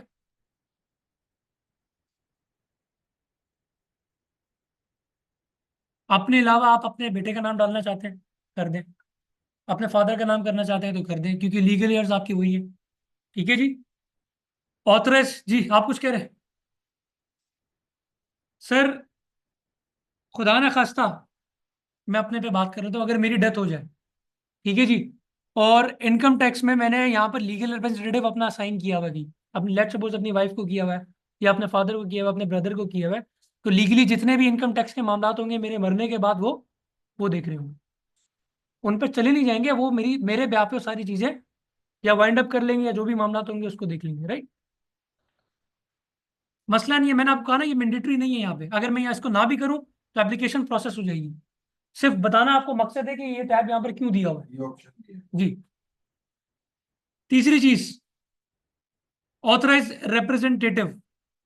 सर इसमें आपने क्या करना है, माय सजेशन, कि आपने अपने कंसल्टेंट का नाम यहाँ पर मेंशन करना है। नहीं करना चाहते आपकी अपनी मर्जी है, लेकिन हम लोग क्या कहते हैं कि जो जैसे मेरे क्लाइंट्स हैं, हम उनकी जब ये रजिस्ट्रेशन कर रहे होते हैं तो हम यहाँ पर अपनी फर्म का या मेरा नाम यहाँ पर हम लोग एंटर कर देते हैं। उससे होता है क्या? उससे होता ये है कि मुझे इनकी आईडी को सेपरेट जाके एक्सेस नहीं करना पड़ता, इनकी आईडी से लॉगिन नहीं करना पड़ता, मैं अपनी आईडी से लॉगिन करता हूँ अपने एफबीआर पे, और मेरे पास इनका केस वहां पर आ जाता है। ठीक है जी। तो यहाँ पर लेट्स सपोज आकिब साहब के केस में मैं कहता हूँ कि जी ये मेरे क्लाइंट हैं, ठीक है जी, और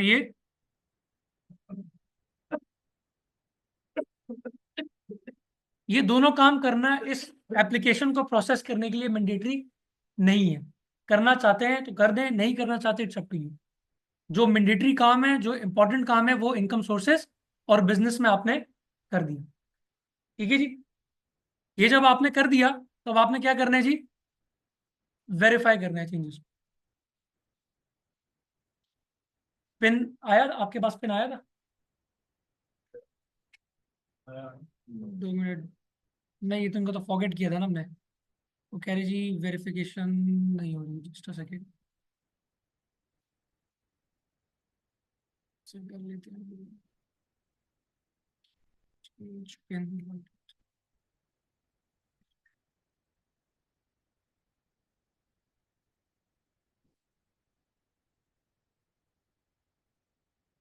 गया जी वेरीफाई।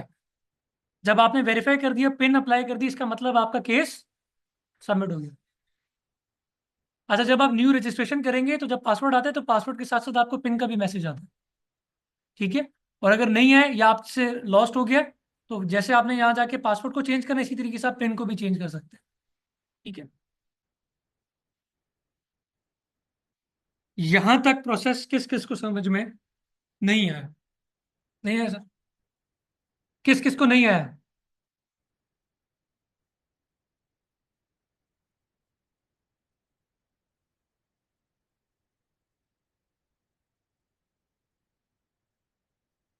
जी, अगर आप एडवाइजर हैं, कंसल्टेंट हैं, तो यहाँ पर आप ऑथराइज रिप्रेजेंटेटिव में अपना नाम एंटर कर दें। अगर आपका एनटीएन बना हुआ है तो उसको कर देंगे, तो फिर आप अपनी आईडी से जाके जो है सारी चीज़ें देख सकते हैं। और जो चीज़ें मैं यहाँ पर परफॉर्म कर रहा हूँ वो आप अपनी आईडी से इनके केस में कर सकते हैं, ठीक है जी। लॉग आउट कर दें एक बार।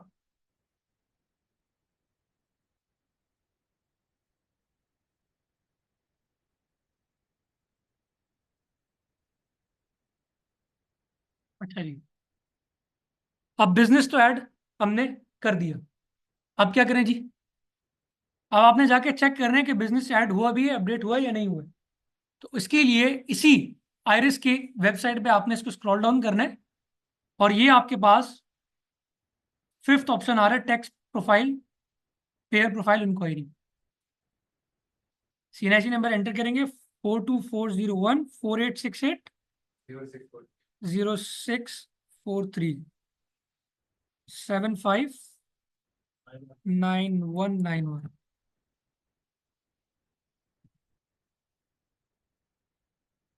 अभी थोड़ा सा इसमें टाइम लगेगा, लेट्स,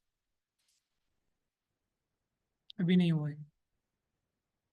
5 से 10 मिनट का आपने वेट करना है, और उसके बाद जो यहाँ पर आपका बिजनेस ऐड हो जाएगा। अभी वेट करते हैं, इंशाल्लाह इसको देखते हैं। यहाँ तक मुझे बताएं किसी का कोई क्वेश्चन ऐसा जो कुछ आपको समझ में ना आया हो? जी बिल्कुल। कंपनी की बात ही नहीं हो रही अभी सर यहाँ। कंपनी को जहन से भी फिलहाल निकाल दें, पार्टनरशिप को भी निकाल दें। कानून नहीं है, कोई अलाउ है, कर सकते हैं। बहुत सिंपल इसका प्रोसेस है। आपको ज़्यादा किसी डॉक्यूमेंटेशन में नहीं पढ़ना। छोटा सा, अगर कोई फॉर एग्जांपल पाकिस्तान में अगर आपको आके बंदा कहता है मैंने छोटी सी शॉप ओपन करनी है, ठीक है, और मैंने वो काम करना है, तो आप उसके लिए काम कर सकते हैं। उसको कंपनी बना के देने की जरूरत नहीं है, राइट। वो इतनी डॉक्यूमेंटेशन कहाँ करेगा, अच्छा कंप्लाइंसेस है सर, मेरा उसकी। एक सवाल है। आपने ये, सर जस्ट अ सेकेंड, आपने वहां पर क्या करना है कि आप जब आपके पास कोई क्लाइंट है, कोई बंदा है, तो आपने उसकी पोजीशन को एसेस करना है कि उसके बिजनेस की पोजीशन क्या है, और इन द लॉन्ग रन वो चाहता क्या है, उसने करना क्या है, उसके बिजनेस के गोल्स क्या है। उसके हिसाब से फिर आपने ये लीगल एंटिटी उसको एडवाइस करनी है कि कौन सी उसके लिए बेस्ट है, ठीक है जी। जी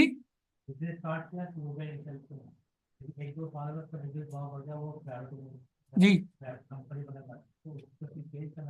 सर, कर सकता है, प्राइवेट लिमिटेड पे बिल्कुल जा सकते हैं। कंपनी न्यू फॉर्म करनी पड़ती है, उसी नाम से करेंगे। लेकिन सबसे बड़ा मसला ये है कि 2 साल आपने आके एंटरप्राइजेस से काम स्टार्ट कर लिया, राइट। 2 साल आपने बहुत अच्छा काम किया। अब आप कह रहे हैं कि मुझे इंटरनेशनल क्लाइंट्स को जो है हंट करना है, उसके लिए मेरे पास प्राइवेट लिमिटेड कंपनी होना जरूरी है। तो जब मैं गया, मैंने वहाँ पे एससीसीपी से परमिशन मांगी कि जी मुझे आप कंपनी बनाने दें आकिब एंटरप्राइजेस के नाम से। उन्होंने कहा जी ये तो ऑलरेडी रजिस्टर्ड है, आपको इस नाम से कंपनी नहीं मिलेगी। तो फिर क्या हुआ? फिर आप क्या करेंगे, फिर आप दूसरे नाम से कंपनी रजिस्टर्ड करेंगे, और फिर वहाँ आप काम करेंगे। लेकिन सॉरी, नहीं, ये एससीसीपी की बात हो रही है, कंपनी की बात हो रही है, कंपनी नहीं है। ये सोल प्रोप्राइटरशिप बिजनेस है, ये सेपरेटली चलता रहेगा। होगा क्या कि फिर आपने जब आप बिजनेस स्टार्ट कर रहे होते हैं ना, तो इसीलिए कहते हैं कि आप अपने एटलीस्ट 5 साल के गोल्स को आइडेंटिफाई कर लें कि आपने करना क्या, क्या आपने आगे। जी, किस नाम से? ठीक है,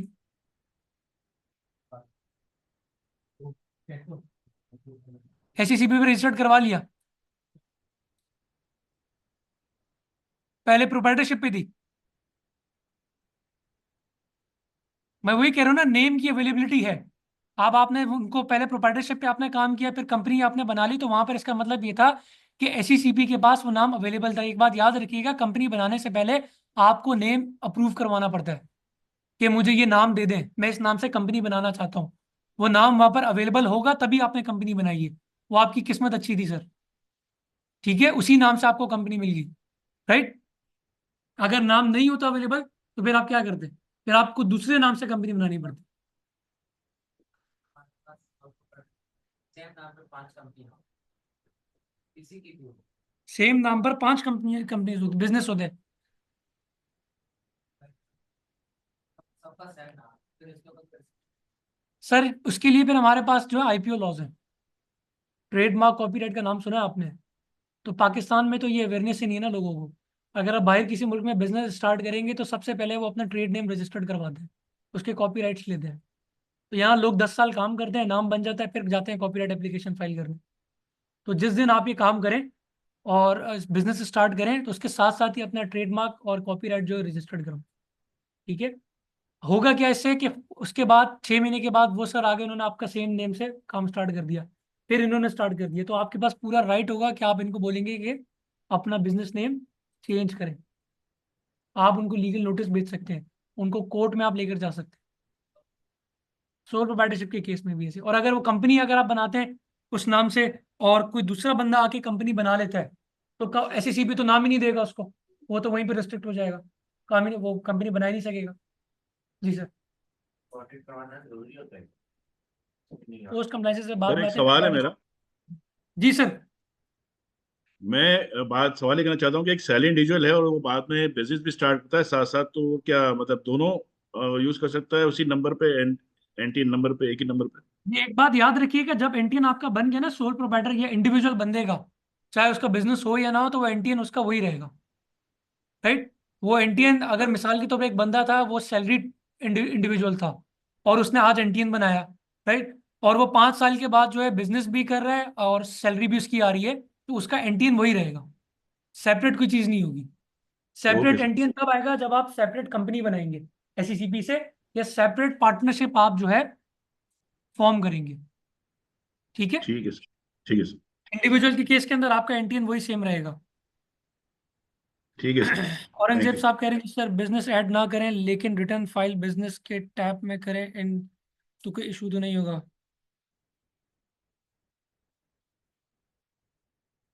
बिल्कुल सर, सही काम कर रहे हैं, कोई इतना बड़ा मसले वाली बात नहीं है ये। जहाँ पे आप जिस चीज़ को रिपोर्ट करना चाहिए आप रिपोर्ट कर तो रहे, कोई इतना बड़ा प्रॉब्लम नहीं है। अच्छा जी, मुझे कह रही है खुद बनाने के लिए आईटीपी का लाइसेंस लेना होता है, राइट। जी वो मैंने ओरिएंटेशन सेशन में बताया था कि आईटीपी का लाइसेंस किन लोगों के लिए मैंडेटरी है और किन लोगों के लिए ज़रूरी नहीं है। कोई अगर बंदा चार्टर्ड अकाउंटेंट है, कंप्लीट एसीसीए का मेंबर है और लॉयर है, हाई कोर्ट का है, तो उसको आईटीपी की लेने की ज़रूरत नहीं है। अगर इनके अलावा कोई बंदा बीकॉम एमकॉम या मास्टर्स है तो उसको लेने की ज़रूरत है आईटीपी का लाइसेंस।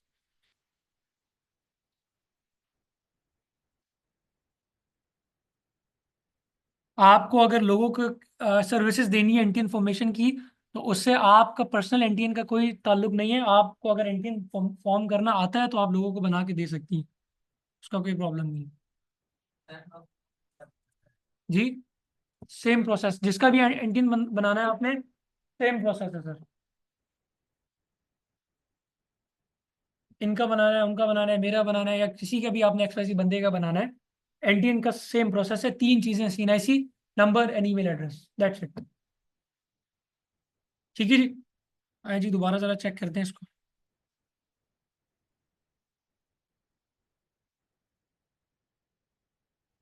424014868064 3।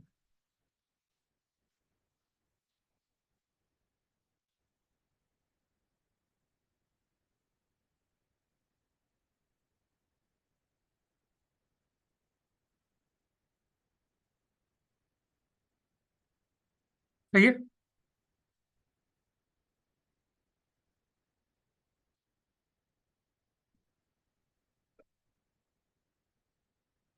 आगे जी।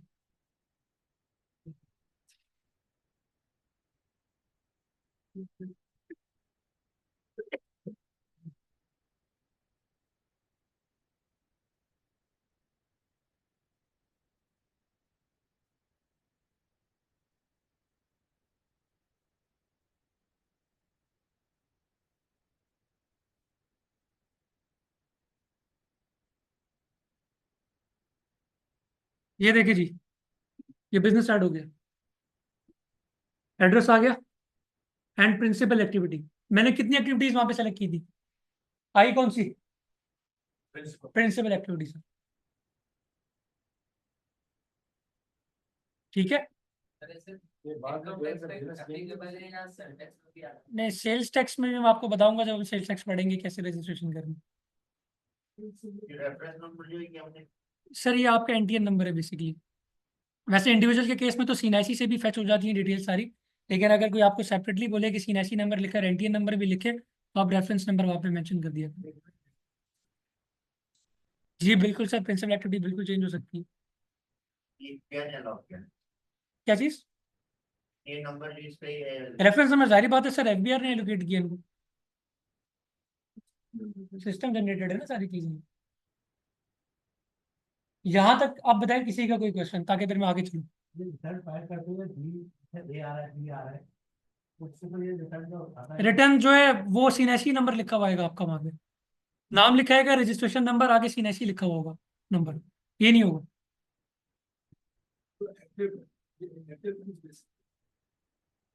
सर ये रजिस्ट्रेशन स्टेटस की बात हो रही है, फाइलिंग स्टेटस की बात नहीं हो रही है। दो तरीके के स्टेटस होते हैं बेसिकली। ये इनका रजिस्ट्रेशन स्टेटस यहाँ पे एक्टिव है, और ये एक बात आपको बता दूं, कोई बंदा अगर कबर में भी चला जाए ना, तो यहाँ एक्टिव ही लिखा हुआ आएगा। इसका मतलब ये है कि जो बंदा जब तक एफबीआर के साथ रजिस्टर्ड है इनकम टैक्स में, वो एक्टिव है। अब दूसरी बात ये है कि फाइलिंग स्टेटस क्या होता है। फाइलिंग स्टेटस ये होता है कि अब इनका एनटीएन तो बन गया है, अब इन्होंने अगले साल 2025 में, ठीक है, सितंबर 30 सितंबर से पहले पहले रिटर्न फाइल करना होगा। अगर ये रिटर्न फाइल नहीं करेंगे तो वहां पर जो इनका फाइलिंग स्टेटस होगा ना वो इनएक्टिव हो जाएगा, अगर अभी इनका स्टेटस जो एक्टिव हो। लेकिन अभी भी इनका स्टेटस इनएक्टिव होगा, वो मैं दिखा देता हूँ जी। एक्टिव होता ही वो नोटिस आना शुरू हो जाता नहीं नहीं, नोटिस ऐसे नहीं आते यार। ठीक है, अभी लेट सपोज कंसिडर करें कि इनका फर्स्ट टाइम एनटीएन बना है, ठीक है। अब अगर ये रिटर्न फाइल कर देते हैं अभी तो ठीक है, नहीं करते तो with in 1 2 3 months automated notice आते हैं कि जी आप अपने पिछले 3 साल की रिटर्न फाइल कर दें। वो ऑटोमेटेड, मैंडेटरी नहीं है वो, वैसे ऑटोमेटेड नोटिस आते हैं। लेकिन अगर आपने फर्स्ट टाइम किया तो आप 1 से 2 साल का भी कर दें, दैट्स एनफ, है। एक साल तक का काफी है। ये डिपेंड करता है ना आपकी आपका केस क्या है। अब आप पिछले 15 साल से जॉब कर रहे हैं और आप मुझे बोलें कि मैं 1 साल का कर दूं, तो वो मैं आपको नहीं एडवाइस करूंगा। मैं बोलूंगा कम से कम भी सर 2 से 3 साल का आप करें। ठीक है आप क्या है इससे आपको ऑफिस शो करवा जी, सारी चीजें करवानी होती है, वो हम उसमें करेंगे, रिटर्न में देखेंगे क्या है।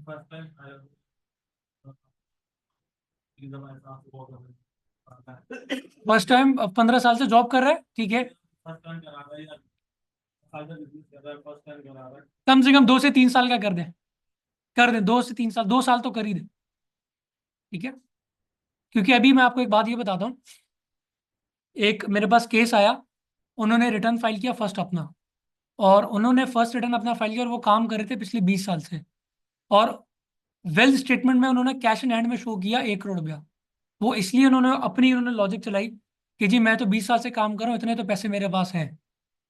नोटिस आ गया कि ये 1 करोड़ रुपया आपके पास आए कहाँ से, और आप कितने अरसे से काम कर रहे हैं, और इस पर आपने टैक्स पे किया या नहीं किया। तो ये सारी चीजें देखनी होती है।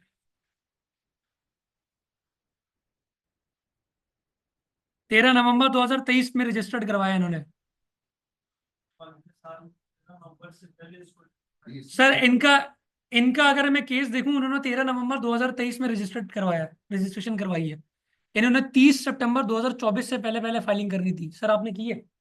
नहीं की, तो सर का नाम खुशनसीब लोगों में शामिल हो गया, इनएक्टिव। ये सर रजिस्ट्रेशन स्टेटस है। वो जो इनएक्टिव वाला स्टेटस आता है ना, वो यहां से आता है, इसी आईरिस में जाना है आपने। ये रहा first active tax payer list, ठीक है। यहां पर अभी हम आकिब साहब का ये चेक करेंगे, कभी भी एक्सपायर नहीं होता सर। मैंने अभी आपको बताया, बंदा कबर में चला जाता है, बंद नहीं होता। अपने क्लाइंट का केस बता रहा हूं, उनकी डेथ हो गई, 3 साल के बाद नोटिस आया, रिटर्न क्यों नहीं फाइल कर रहे आप।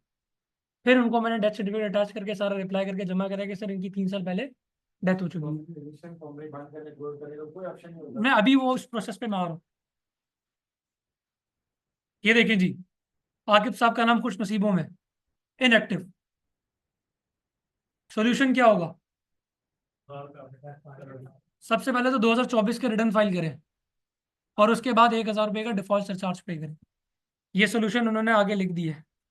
In case you have not yet filed income tax return 2024, please file now. और यहाँ पर उसके बाद उन्होंने बता दिया डिफॉल्ट सरचार्ज इंडिविजुअल के केस में 1,000 रुपये, पार्टनरशिप के केस में 10,000 और कंपनी के केस में 20,000। तो इनके केस में 1,000 रुपये एप्लीकेबल। अगर टर्म 4-5 साल की जमा नहीं कराएगी तो फिर भी यही चार्ज लोग 1,000 ही आपने करना होगा। वो भले 4-5 साल के कर दें, लेकिन आपने यहाँ पर 1,000 रुपये का डिफॉल्ट चार्ज पे करना हो। ठीक है जी, ये क्लियर है सबको?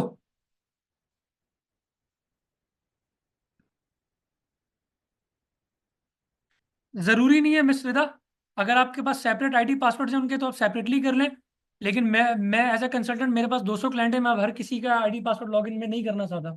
तो मैं पूरा दिन अपनी आईडी लॉगिन रखता हूँ और जिसका केस होता है उसको वहां से देख लेता हूँ। अगर आप करना चाहती हैं तो आप अपना एंटीन बना के उसमें ऐड कर लें, नहीं करना चाहती तो सेपरेट भी आप उनको अप्रोच यहाँ से अप्रोच कर सकती हैं उनके सेपरेट आईडी पासवर्ड से। रिलेट करना हो सर वहीं आ रहा हूँ। फिर जरा में किसी को ऑथराइज कर दिया होगा तो वो कोई अप्रूवल मैकेनिज्म होते हैं, बस वो अपनी मर्जी से पूछ देता है। हाँ, वो अपनी मर्जी से वो आपका नंबर भी चेंज कर सकता है, ईमेल भी कर सकता है, और वो अपनी मर्जी से आपका बिजनेस भी ऐड डिलीट कर सकता है, अपनी मर्जी से रिटर्न भी फाइल कर सकता है। तो ये आप अपने कंसल्टेंट को ही देते हैं बेसिकली, ठीक है। और मसला ये है कि कंसल्टेंट भी माशाल्लाह मार्केट में, फिर जब क्लाइंट पैसे नहीं देता तो कहते हैं जी हम आपको बताते हैं क्या करना है। फिर वो आईडी पासवर्ड नहीं देते, फिर वो अपने नंबर ईमेल एड्रेस डाल देते हैं, फिर बंदा थोड़ा सा जो है भागता घूमता है। वो रीसेट, मसला है कि रीसेट करने के लिए आपका ईमेल और आपका नंबर होना चाहिए। मैं यहाँ पर अपने क्लाइंट के उसमें अपना नंबर अपना ईमेल एड्रेस डाल दूँ तो क्या होगा? कोड्स तो मेरे पास आएंगे, फिर वो अपना शनाख्ती कार्ड लेगा, आरटीओ जाएगा, वहां से उसको रीसेट करवाएगा। पैसे दे आजकल तो कम हो गया नहीं है, आजकल तो कम हो गया नहीं है जी। लिमिट तो नहीं है। नहीं नहीं, कोई ऐसा नहीं है इसमें। सीएनएससी है ना सर, 18 साल, 18 साल सीएनएससी तो मैंडेटरी है सर, उसके बगैर नहीं हो सकता।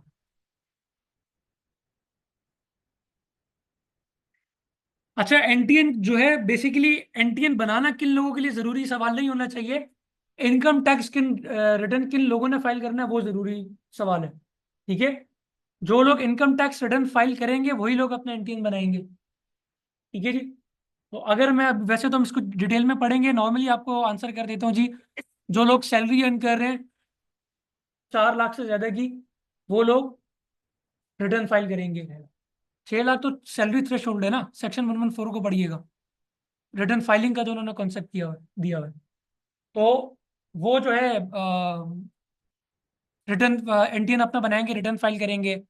वो हजरात जो जिनकी टैक्सेबल इनकम, अगर वो सैलरीड इंडिविजुअल 6 लाख से ज़्यादा है या बिजनेस इनकम 6 लाख से ज़्यादा है, वो लोग फाइल करेंगे। किसी के नाम पर अगर फ्लैट है, उसका मेजरमेंट उन्होंने बताई हुई अराउंड 1,000 स्क्वायर फीट की, वो रिटर्न फाइल करेंगे, राइट।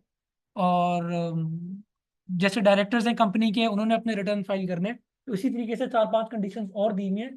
तो जिन लोगों पे रिटर्न फाइल करने की ये समझ लें कि प्रोविजन है, उन लोगों ने ये एंटीन बनाना है। ठीक है सर, बताएं अपना सीनासी। 4868 486806।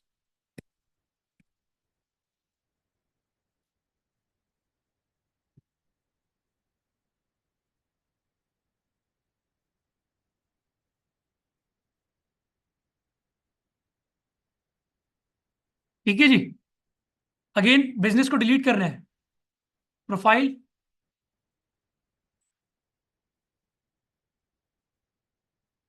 बिजनेस में आएंगे और सिंपल या एक्टिविटी चेंज करनी है। यहाँ करना है, यहाँ पर आ जाते हैं, देख लीजिए। ठीक है जी, ये रही एक्टिविटी, एडिट का ऑप्शन आ रहा है। इसमें आप क्या करेंगे, अगर आपने एक्टिविटी चेंज करनी है, लेट सपोज मैंने यहाँ से जनरल ऑर्डर सप्लायर हटाना है, इसको आपने डिलीट करना है सबसे पहले। यहाँ से मैंने इसको डिलीट किया, बता पूछ रहे जी एंड डेट बताएं। जिस डेट को एप्लीकेशन फाइल करेंगे वो डेट, तो यहाँ पर ऐड कर देंगे प्रिंसिपल न्यू एक्टिविटी। हो सकता है जी अब ये क्या काम कर रहे हैं, क्या काम कर रहे हैं? आईटी सर्विस देखते हैं कि आईटी पे क्या आ रहा है।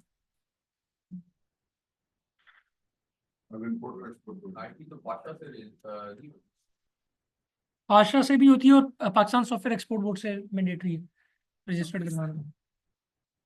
अच्छा जी, इंफॉर्मेशन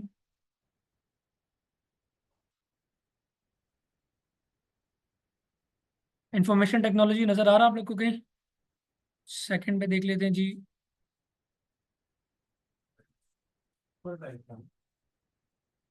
नहीं, मैं जरा वो दिखना चाह रहा था। ये आगे जी, ये कर देते हैं सर। ठीक है सर, स्टार्ट डेट ओके करेंगे। ये आपके पास दोबारा प्रिंसिपल एक्टिविटी आ गई। कुछ और चेंज करनी है दोबारा डिलीट करें और न्यू एंटर कर दें। नहीं, एक होगी सर, एक होगी। वहां पर जब मैंने आपको बताया था ना, जो भी मैंने आपको ऑनलाइन वेरिफिकेशन ओपन करके बताई है, ये यहाँ पर प्रिंसिपल एक्टिविटी एक ही आएगी। प्रिंसिपल एक्टिविटी होती है कि ना सर, वो बाय सिस्टम में हो गए, लेकिन मैंने वहाँ किए नहीं है। ये सिस्टम जब अभी मैंने ओपन किया ना, तो यहाँ पर आपके सामने नजर आ रहे हैं एक ही। मैंने आपके सामने पहली एग्जाम्पल ये की है कि 3 एक्टिविटीज एंटर की है। ठीक है, तो यहाँ पर एक ही एक्टिविटी शो होगी। जनरल सप्लायर है इसलिए, अगर दूसरा होगा तो ठीक है, अलग है। समझा नहीं आपकी बात? जनरल सप्लायर है ना इसलिए, जनरल सप्लायर के अलावा जनरल सप्लायर के अलावा जैसे मैंने भी कहा कि आईटी का काम करेंगे, तो इसको डिलीट कर दिया मैंने, यहाँ से आईटी सर्विस कर दिया। अभी अपडेट होगा तो यहाँ पर आईटी लिखा हुआ है। एक्टिविटी अपडेट हो गई है, रिप्लेस हो गई, कंपनी ही डिलीट करनी है सर उसी प्रोसेस पे जा रहा हूँ सर। ये चीज समझ में आ गई? जब आप यहाँ पर एंटर करेंगे ये बिजनेस में, दोबारा ये डिलीट का ऑप्शन आ रहा है सर, बिजनेस डिलीट करने का। डिलीट पे गए एंड ओके कर दिया इसको। ठीक है जी, ऑथराइज रिप्रेजेंटेटिव से मैं अपने आप को सर यहाँ से हटा रहा हूँ। ठीक है जी, इसको मैं डिलीट कर रहा हूँ। सही है, ये 2 काम मैंने कर दिए। वेरीफाई करते हैं। अगेन पिन आपसे मांग रहे हैं।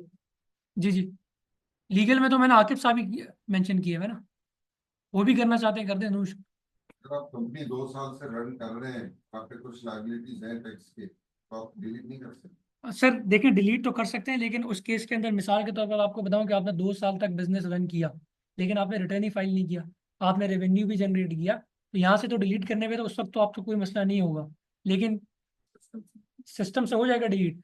लेकिन बैक एंड पे ये मैं आपको बता दूं कि नोटिस आने के चांसेस हैं। डी रजिस्ट्रेशन जैसा भी डी रजिस्ट्रेशन यहाँ पर की, डी रजिस्ट्रेशन ही कर रहे हैं बेसिकली आप। ठीक है, होता तो नहीं है, रनिंग बिजनेस। रनिंग बिजनेस में होता तो नहीं है, लेकिन सर आ जाते नोटिस। आजकल जितने मामला चल रहे हैं ना, वो अगर आपके बैंक स्टेटमेंट देखने के रन हो रही है और आपने रिटर्न ही फाइल नहीं किया है, वो बेसिकली नोटिस आपको जो आएगा वो नॉन फाइलिंग का रिटर्न का आपको नोटिस आएगा। वो ये नहीं आएगा कि आपने जो है बिजनेस डिलीट कर दिया और आप ये करें, आएगा आपको नॉन फाइलिंग का, कि आपने फाइलिंग नहीं की। के बाद डिलीट नहीं कर सकते, नॉन फाइलिंग करके डिलीट करें 2 साल की। कोई मसला नहीं सर, देखिए डिलीट करने का इतना बड़ा कोई मसला नहीं है, आप डिलीट कर दें। डिलीट करने से इतना बड़ा कोई इशू क्रिएट नहीं होने वाला। आपने जस्ट एक काम ये करना है कि आपने उससे रिलेटेड फाइलिंग जरूर की हुई, क्योंकि अभी मैं आपको सेक्शन 117 बताऊंगा, वो इससे रिलेटेड ही है, जो लोग नहीं करते उसकी कंप्लाइंस।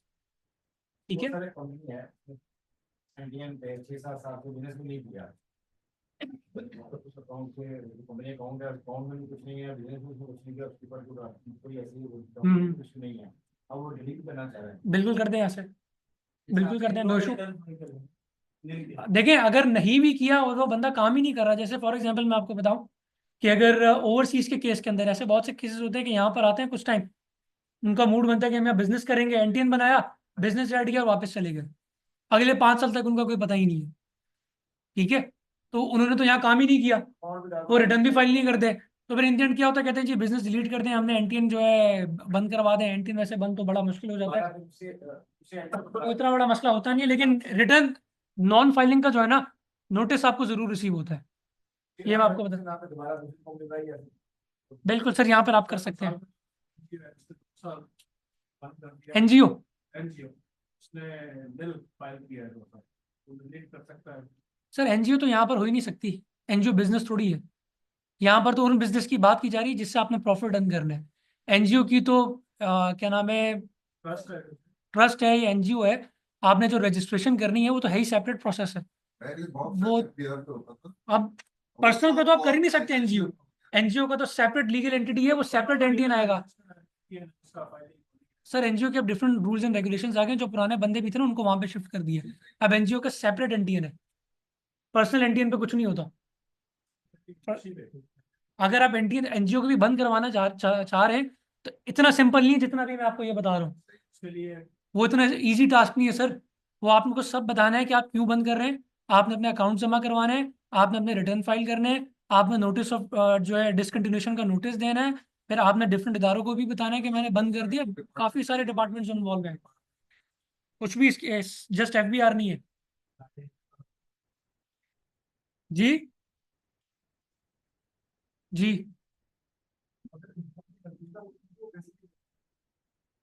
बिल्कुल ऐसा, ये सेपरेट लीगल एंटिटी है।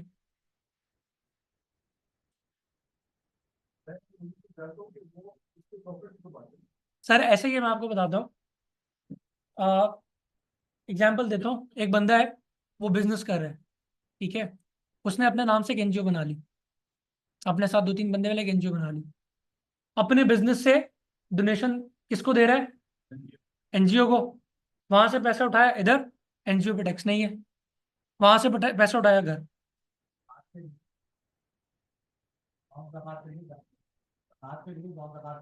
क्या चीज सर? सर एनजीओ तो देखे ना, एज पर क्लॉज 2 अगर आपने एफबीआर से परमिशन ले ली है तो उस पर आपने टैक्स नहीं पे करना।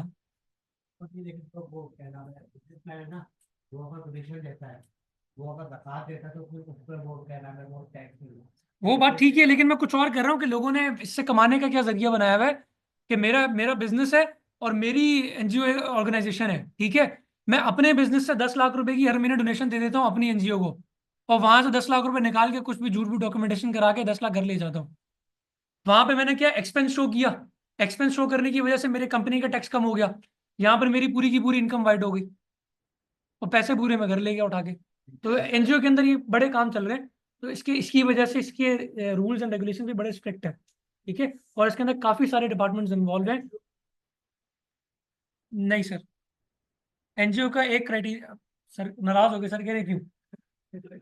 देखिए इसके अंदर ना, मैं आपको ये बता दूं कि इनकम टैक्स, सेल्स टैक्स या कॉर्पोरेट के अंदर, अगर मैं कॉर्पोरेट की बात करूं तो कॉर्पोरेट जो है ना बहुत बड़ा टॉपिक है। अब कॉर्पोरेट के अंदर जस्ट प्राइवेट लिमिटेड कंपनी या प्रोप्राइटरशिप या पार्टनरशिप नहीं आता, उसके अंदर फॉरेन कंपनी भी आती है। आप बोलेंगे सर वो क्यों नहीं सिखा रहे? उसके अंदर ब्रांच ऑफिस भी आता है, आप कहते हैं वो क्यों नहीं सिखा रहे? उसके अंदर आपके मनी एक्सचेंज कंपनीज हैं, उनका रजिस्ट्रेशन का प्रोसेस है डिफरेंट, वो बोलेंगे क्यों नहीं सिखा रहे आप? तो इस क्यों को थोड़ा सा हमने लिमिटेड किया है। हमें जाना है जनरल परसेप्शन पे कि जनरली मार्केट में इस वक्त प्रैक्टिस ज़्यादा कहाँ पर हो रही है। तो वो ज़्यादा प्रैक्टिस जो हो रही है वो पीवीटी के केसेस में हो रही है या पब्लिक के केसेस के अंदर हो रही है, तो हमने उसको टारगेट करना है। वरना तो कोड ऑफ कॉर्पोरेट गवर्नेंस एक बहुत बड़ा जिन है जो बोतल में बंद नहीं हो सकता। अभी आज हमने सिर्फ एक हाँ, राइटर पे पहुंचे। अभी वो भी खत्म नहीं हुआ, ठीक है जी। बिल्कुल पाबंद है सर, लेकिन एक बात ये भी बता दूं, आप पाकिस्तान में रह रहे हैं, आप वो आई होप कि आपको बात समझ में आ गई। आप एनजीओ टैक्स एग्जेम्प्ट है वो टैक्स भी एग्जाम्पशन के लिए सर उनको पहले पीसीपी से सर्टिफिकेट लेना पड़ता है, फिर उसके बाद वो एफबीआर जाते हैं, फिर कमिश्नर साहब उनको 1 साल के लिए पर्चा पकड़ा देते हैं कि जी आप एग्जाम्प्ट हैं, फिर वो 1 साल तक काम करते हैं, फिर दोबारा आ जाते हैं, तो कहानी चलती रहती। जी एग्जैक्टली, बिल्कुल सर ऐसा ही है। ठीक है जी, बात दोबारा वही रहेगी, बिजनेस डिलीट करना है, ये डिलीट का ऑप्शन है, एंड डेट 9 दिसंबर, ओके, वेरीफाई चेंजेस। ये याद रखनी होगी हमें। जरूरत नहीं है सर्च करने की, मसला पिन वेरिफिकेशन क्यों फेल हो गया? नहीं मेरे ख्याल में नहीं किया मैंने, हो गया। चलो दोबारा इसको जरा कर देते हैं, अभी अगर कुछ हो तो हम देख लें उसको।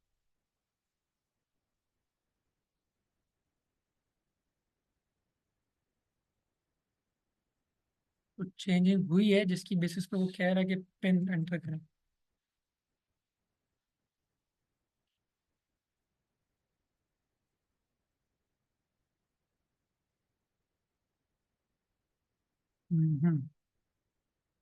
वेट करते हैं इसको।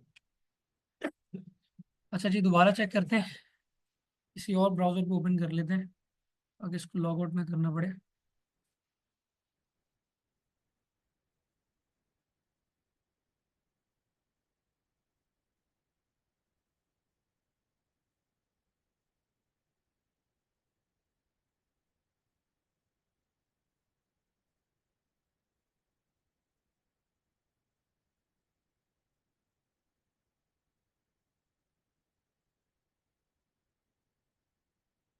जीरो 643।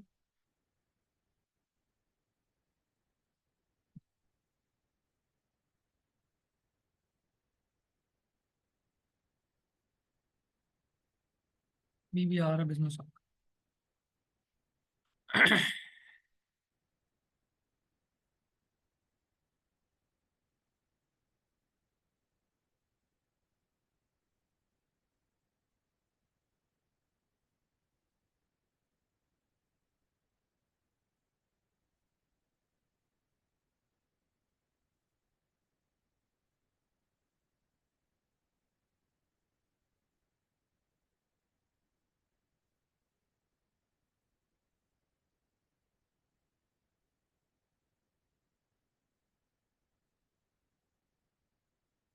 सिस्टम का मसला है,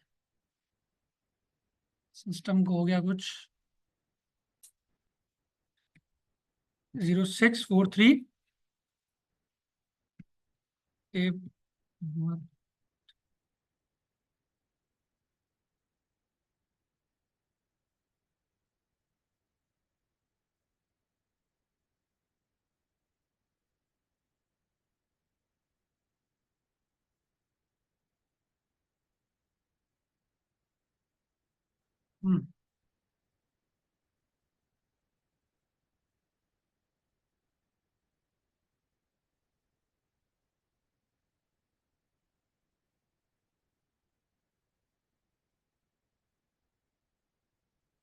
इनका इशू आ रहा था।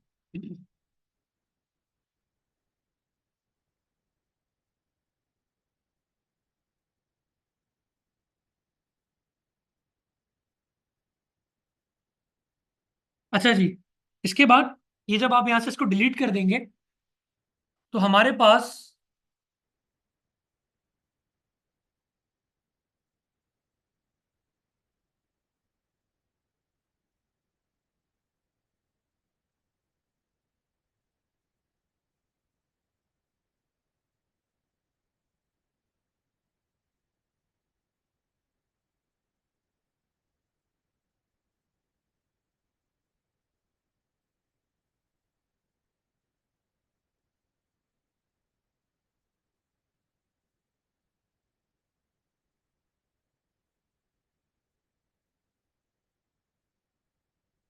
एक सेक्शन है, that is section 117, notice of discontinued business.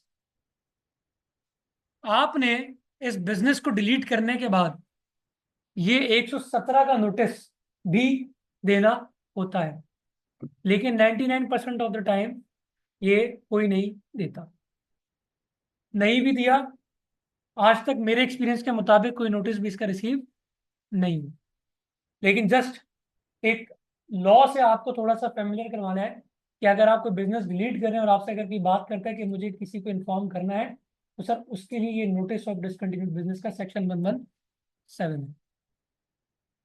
ठीक है जी, क्या लिखे जी इसमें? Any person discontinue business shall give the commissioner a notice in writing to that effect within 15 days of the डिसकंटिन्यूएंस।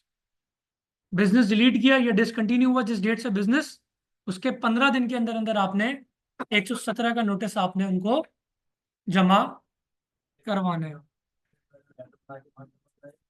मैं आपको बता रहा हूँ, वेट। उसका तरीकेकार क्या है सर? रजिस्ट्रेशन में गए आप और जस्ट अ सेकेंड में जरा इसको देख लूँ। ये राजू एप्लीकेशन में 1171 notice of discontinuation of business, tax year 2025।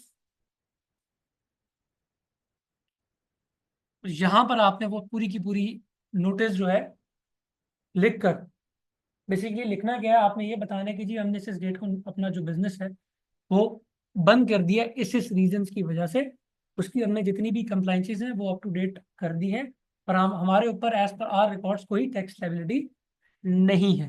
ठीक है जी, यहाँ पे करके आपने इसको जी दोबारा दिखा देते।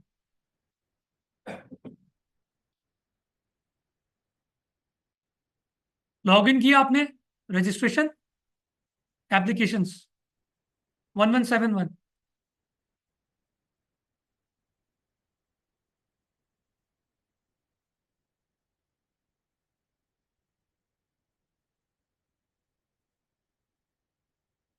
ठीक है जी। और अटैचमेंट में एविडेंस आपने अटैच करना है, तो एविडेंस में क्या हो सकता है, बैंक अकाउंट का जो क्लोजर सर्टिफिकेट होता है वो आप क्लोजर सर्टिफिकेट यहाँ पर अटैच कर दीजिए। लेकिन ये मैं आपको बता रहा हूँ कि जी सर मैंने आपको बताया ना कि ये नोटिस देना भी जरूरी नहीं है, लॉ में लिखा हुआ तो है कि 15 दिन में आपने बताना है, लेकिन इसके एज सच ना करने के कॉन्सिक्वेंसेस सामने आए ही नहीं अभी तक। हमने भी कई बिजनेस ऐड किए, कई डिलीट किए, लेकिन नोटिस हमने देना मुनासिब नहीं समझा। उसका आगे लिखा हुआ कि नहीं, अगर 15 दिन बाद नहीं देते तो then फर्दर क्या वो देखिए वो पर अगर आप इसको पूरा ये सेक्शन जरा पढ़ लेना,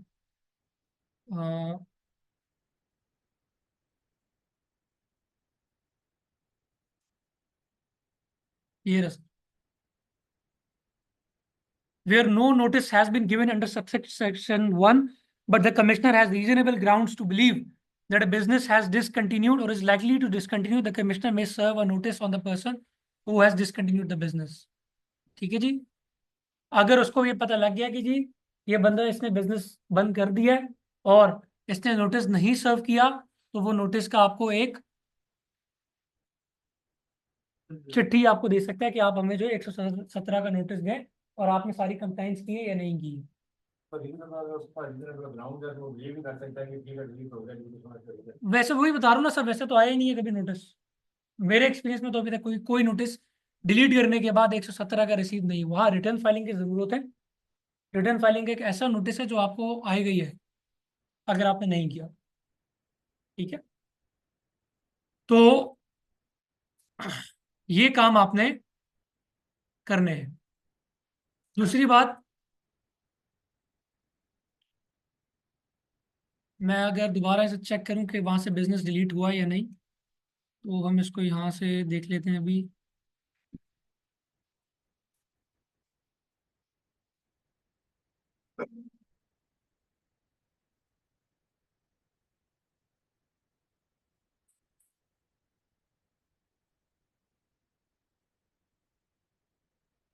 ये देखें जी, डिलीट हो गया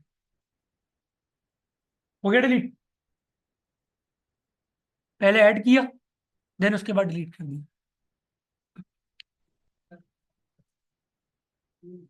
कुछ भी सुने, मैंने तो पूरा बिजनेस ही डिलीट कर दिया।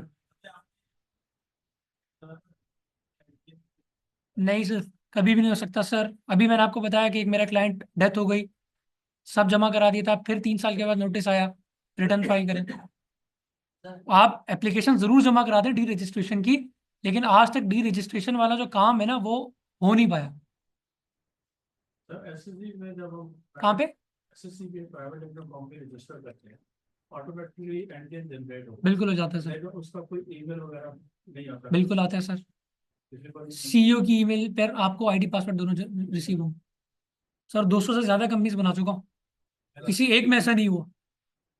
अगर नहीं आता कैसे इसको करेंगे? अगर नहीं आता तो आप एनटीएन जो है उसका पहले, सबसे पहले तो देखें कि उसके एनटीएन पे क्या नंबर, क्या ईमेल एड्रेस आ रहा है, तो वो जारी बात है आपके पास होगा।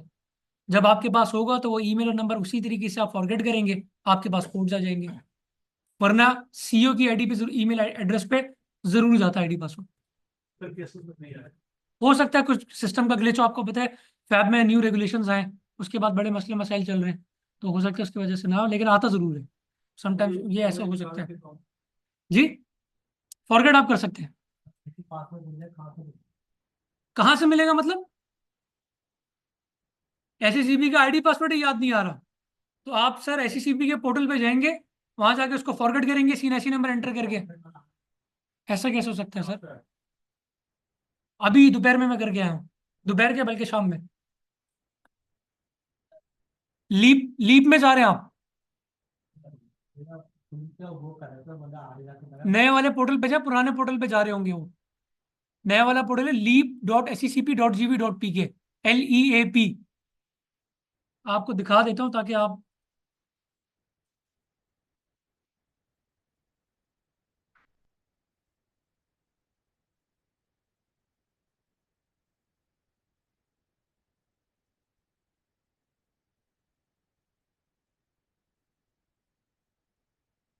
ये रहा सर फॉरगेट। वो पुराने पे जाके कर रहे होंगे काम, ये नया पोर्टल है अब, ऐप से न्यू पोर्टल आ गया। ठीक है जी, किसी का कोई क्वेश्चन आज की क्लास से रिलेटेड?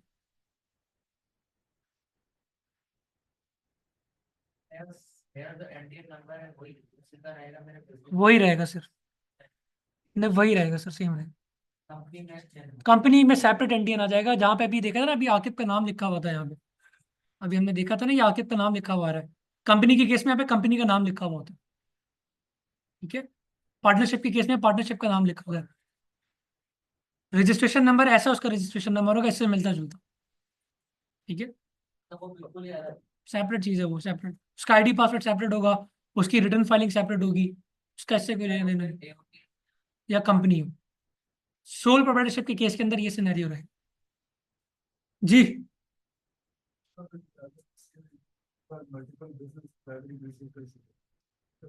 मल्टीपल बिजनेस ऐड करने की बात कर रहे हैं, सेम वही तरीके का है सर। जिस तरह अभी मैंने बिजनेस ऐड किया है, आप 1 बाय 1 जाके 10 बार ऐड कर दें, कोई इशू नहीं है, आ जाएंगे। जरूरी नहीं है आप 10 बिजनेस ऐड कर दें, लेकिन उनमें से उस बिजनेस को आप प्रिंसिपल एक्टिविटी पे चेक कीजिएगा जो आपका प्राइमरी बिजनेस, अच्छा प्राइमरी बिजनेस के हिसाब से बात करें, एफबीआर में प्रायोरिटी वाइज कोई इतना बड़ा मसला नहीं है। आप ये कहना चाह रहे हैं ना कि मैं प्रायोरिटी वाइज या उस वाइज से बता सकूं कि मेरा ये जो बिजनेस है, ये मेरा मेन बिजनेस है, ये मेरा सेकेंडरी बिजनेस है, या ये मैं बिजनेस,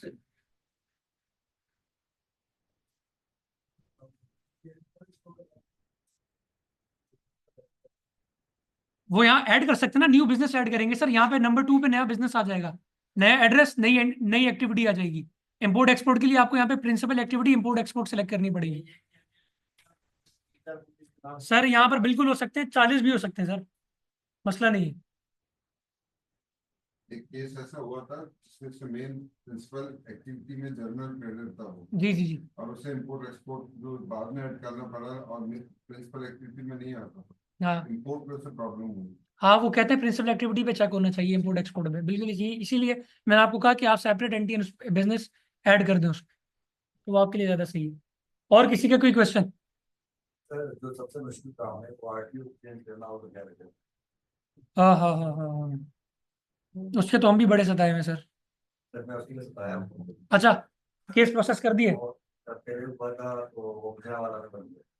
सर? अभी मैं आपको ये बताता हूँ कि पहले आरटीओ केस, आरटीओ शिफ्ट करने का जो सिनेरियो था ना, वो था मैनुअल, अब उन्होंने ऑनलाइन एप्लीकेशन कर दी। आपने कर दी application file online?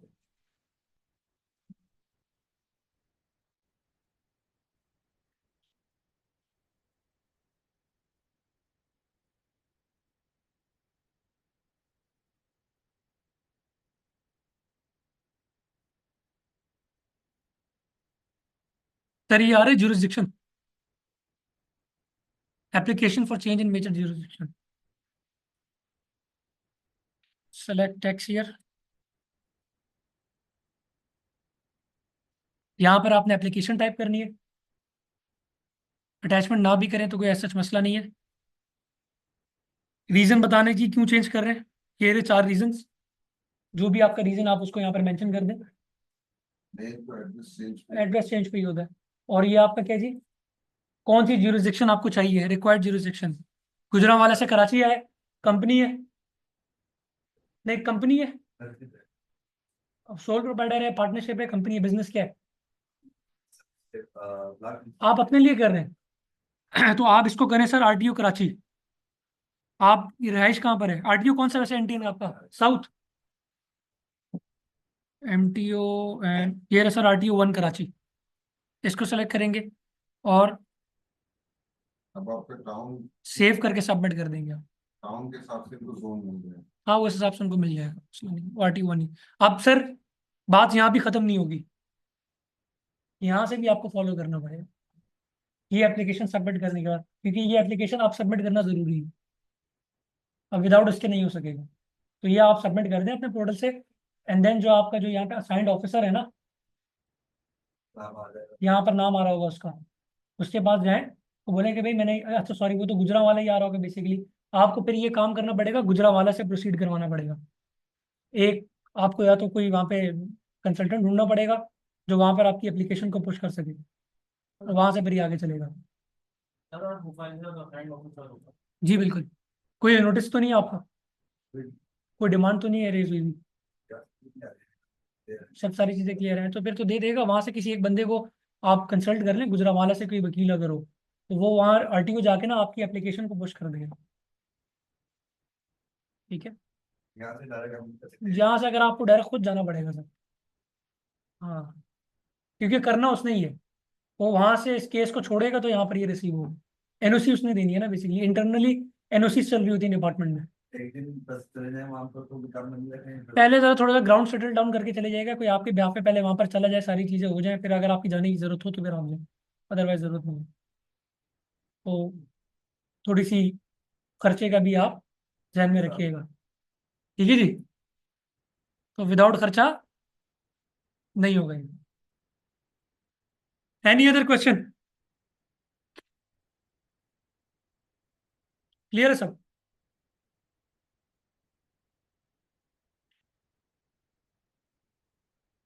Wind up करें आज की क्लास? पार्टनरशिप और वो दूसरे कल इंशाल्लाह पार्टनरशिप हम स्टार्ट करेंगे। ये पार्टनरशिप होती क्या है, पार्टनरशिप बनानी कैसे है, कैसे होगी? थैंक यू, बहुत अच्छा यो। आपने स्टार्ट किया। Thank you sir. इंशाल्लाह नेक्स्ट चलें। मीटिंग। चले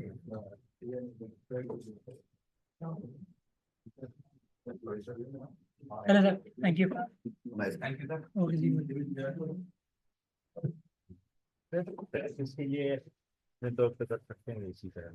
हाँ कर लें सर, अपना एंट्री बना लें। कंटिन्यू बना हुआ मेरा। सर लेक्चर जो है, अगर आपने हाइब्रिड परचेज किया है इनसे, अगर हाइब्रिड पे आपने एनरोलमेंट की है तो आपको मिल जाएगा, अदरवाइज फिर आप उनसे बात कर लें, मैनेजमेंट आपको बता देगा। हाइब्रिड कैसे करते हैं?